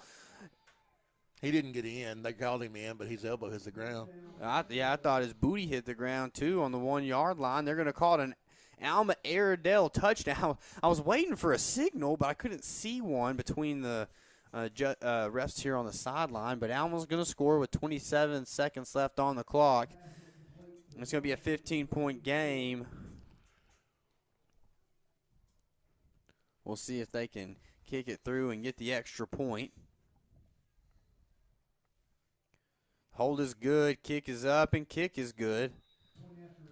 Talon, I'm going to say anybody that has seen this team play this year and seen our defense especially, this is probably a little different offense than what people have seen this year from Alma. And what's interesting about it is that Alma, they don't have their starting – this isn't their starting quarterback. This he is may be now. Yeah, absolutely. He's had a big game passing the ball. What on your roster there for Alma, what year is he?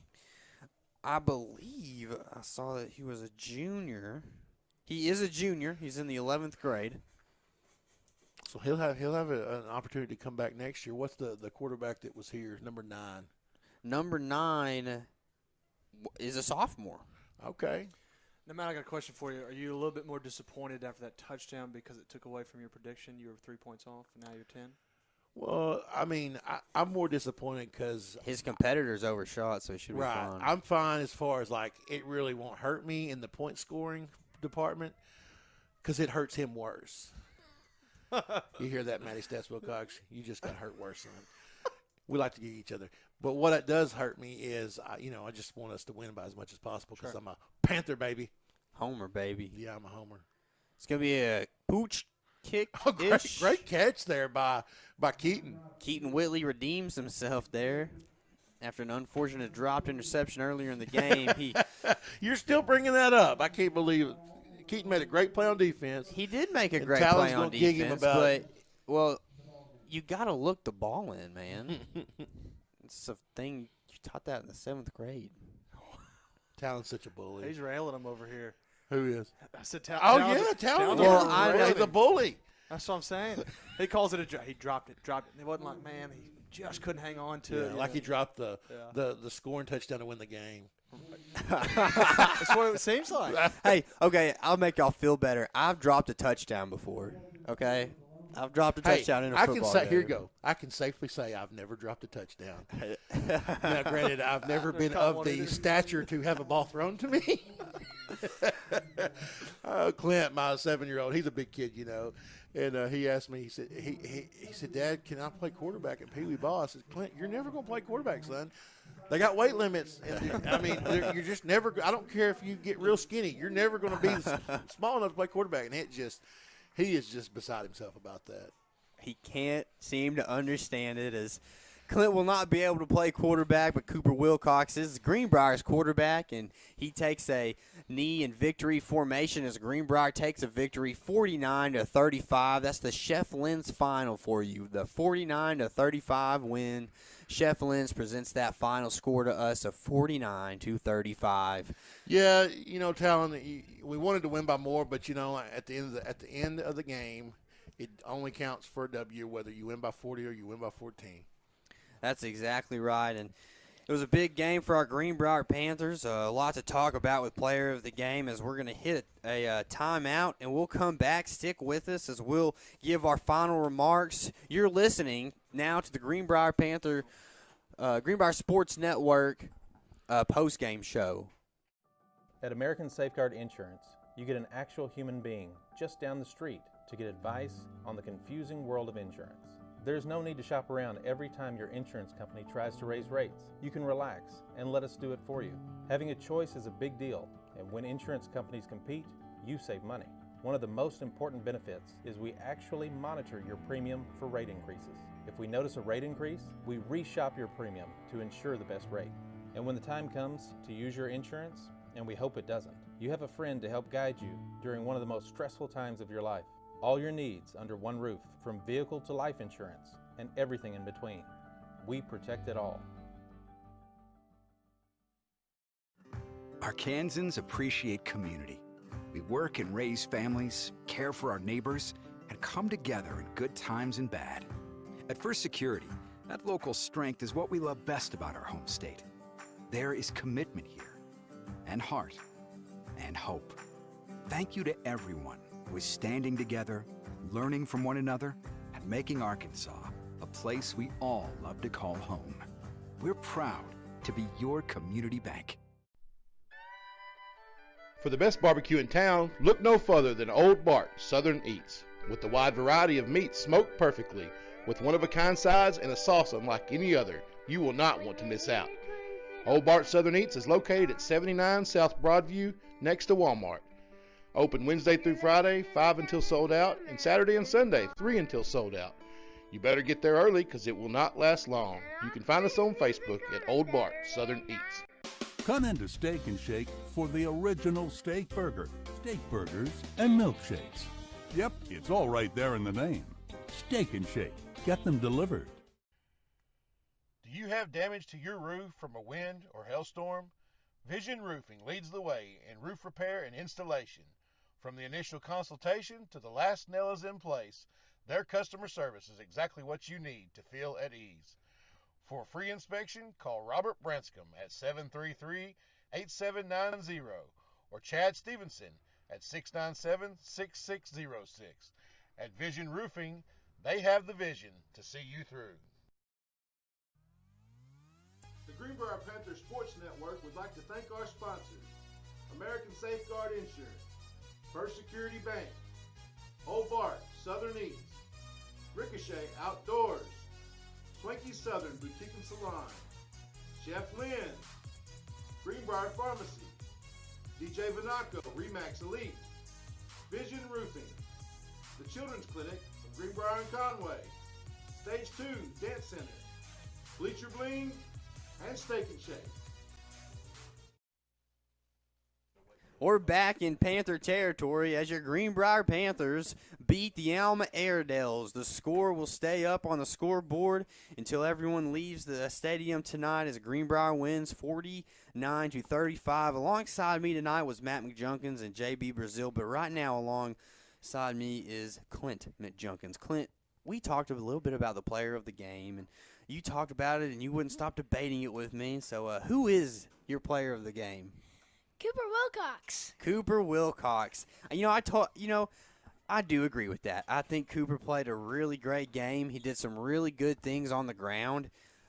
He was able to scramble well outside of the pocket, and he threw the ball really well, too, a lot of deep throws.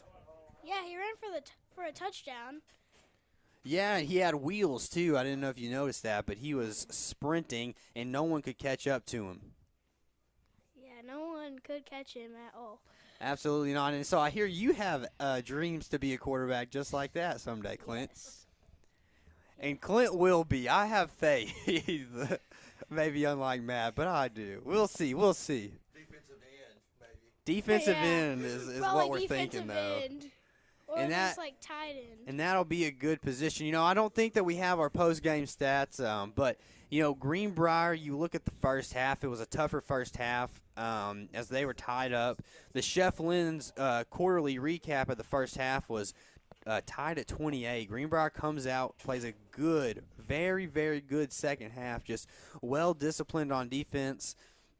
And the end score is 49-35. The Greenbrier Panthers win. Our next broadcast is going to be next week. No volleyball games, sadly, for the Greenbrier Panthers Sports Network. JB and I got to do our last game this season, but we're moving on to basketball. Before we get to basketball, we're going to go down to the Volleyball High School and play our rivals, the Volleyball Eagles, and the Greenbrier Panthers Sports Network will be at that game. Hey, Clint. Who's going to win the Volleyball game with us? I don't really know. Clint, is there really Clint, anything to think about? Son. The Greenbrier Panthers, baby. Yeah. I mean, if we try hard enough, if we just put in all of our effort, and I think we might win our game if we work super hard. Maybe by what? 20? Probably. 40? Okay. 40? Is 40? What about 50, Clint? I don't know. It's not BB. It's not going to be playing BB again. Clint taking shots at BB here. Yeah. That happened a long time ago. Too, like Callan. Keaton, if you're listening to this, man, you had a really great game tonight. Don't let me take away from that. I'm sorry that it may have seemed I bullied you a little bit, but you did have a really great game tonight, man. It is just the one unfortunate play, and that is A-OK. I'm sorry, Keaton, and if Keaton's family is listening, he did have a great game tonight. He made a lot of good tackles. He did. We're just giving Dallin a hard time. Yeah. I was about to say JB. Sorry, JB. We give JB a hard time, too. But, we're going to wrap it up here in beautiful, beautiful Greenbrier, Arkansas. The moon is getting to peak. Close to it. The moon set will be at, I believe, 7 a.m. Tomorrow morning. Greenbrier wins tonight, 49-35. We beat Alma. We go on the road next week. We're going to go down to our rivals, the Volleyball Eagles, and hopefully put away Volleyball and secure a 3 seed in the 5A West for the state playoffs. Hey, I'm ready for it, Talon. I can't wait. I'm already excited. We are all very excited, and you've been listening to Greenbrier Football on the Greenbrier Panthers Sports Network, presented to you by American Safeguard Insurance and First Security Bank. Thank you all for everything that you do. Thank you for tuning in. Y'all have a blessed weekend and a good night. Good night. Good night.